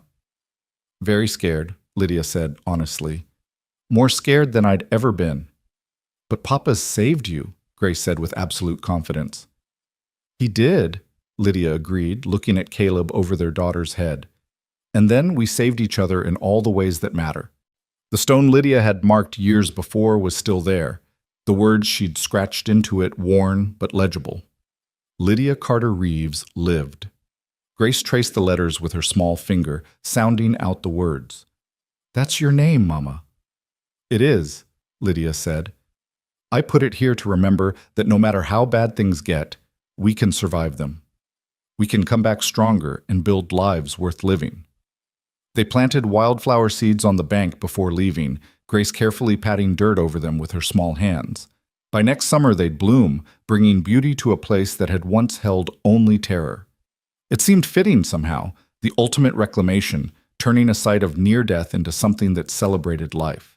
As the years passed and Lydia's hair began to show threads of silver, as Caleb's face gained more lines and their children grew toward adulthood, she sometimes thought about that girl who'd boarded a stagecoach in Fort Benton with nothing but hope and a teaching certificate. She thought about how that girl had nearly died, had been dragged toward a river that wanted to swallow her, had looked up to see a man on horseback descending like salvation itself. She thought about how terror and trauma had tried to define her, had nearly succeeded, but how she'd fought her way free with Caleb's help and the stubborn refusal to let violence have the final word. She thought about grace, the grace of being saved, the grace of saving herself, the grace of building something good from wreckage. On their 20th wedding anniversary, Caleb and Lydia stood on the porch of their ranch house as the sun set over the valley. Their children were inside with the grandchildren that had started arriving, Grace's twin boys, Joshua's daughter, Emma's son. The house was full of noise and life and the beautiful chaos of family. "Happy?" Caleb asked, his arm around her waist, his hair more gray than brown now, but his eyes still that same pale blue that had looked at her with such determination when he'd pulled her from the river. "More than I ever thought possible," Lydia said. "There were days early on when I couldn't imagine feeling anything but afraid, when survival seemed like the best I could hope for. But look at what we built." "We built it together," Caleb said. "Everything good in my life started the day I rode down that ridge and saw you in that river. Pulling you out pulled me out too, in a way. Gave me purpose beyond just hunting bad men. Gave me a reason to build instead of just chase." "The river tried to take me," Lydia said, echoing words she'd spoken before. "But you wouldn't let it." "Thank God for that," Caleb said, pulling her close. "Because these 20 years with you have been the best of my life." Inside, they could hear Grace's voice raised in laughter, Eli telling one of his stories that somehow got more elaborate with each retelling, Sarah shushing the children before bedtime, the ordinary sounds of a family loving each other. Outside, the Montana night settled over the valley, stars emerging one by one in the darkening sky, and somewhere far to the north, the Snake River ran on as it always had, powerful and dangerous and beautiful, witness to death and salvation, and the moment when 2 lives had collided and changed forever. Lydia had survived the river, had built a life on the other side of trauma that was rich and full and exactly what she'd needed even when she hadn't known to want it. She'd loved and been loved, had taught and learned, had raised children and helped build community in a territory that was finally becoming something more than just wilderness and violence.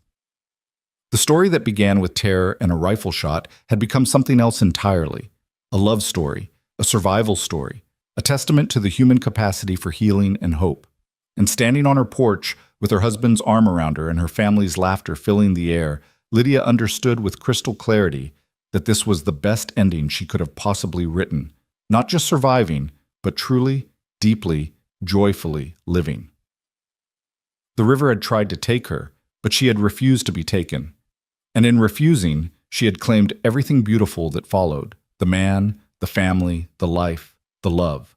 All of it earned, all of it chosen, all of it hers.